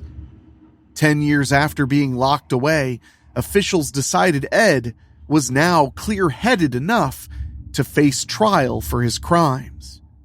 He was indeed found responsible for the death of Bernice Worden. Yet, despite suspicions of his involvement in another murder, that of Mary Hogan, the state decided against prosecuting him. After all, Ed was already locked up in a hospital, unlikely ever to leave. This decision, though practical, left many stones unturned. Though Gein confessed to killing Worden and Hogan, a horrifying discovery of possibly 40 bodies at his home suggested more victims. Yet, Ed insisted these were bodies he dug up from graves, not people he had murdered. Without his clarity, the exact number of his crimes is shrouded in mystery. When Ed Gein passed away in 1984, the curtain fell on his life, but not on the eerie intrigue he left behind. The full scope of his dark deeds remains unknown, placing Gein among the most unsettling characters in true crime history. Though officially linked to 2 murders, the question of whether more victims suffered at his hands lingers, leaving us to contemplate the true depths of human darkness.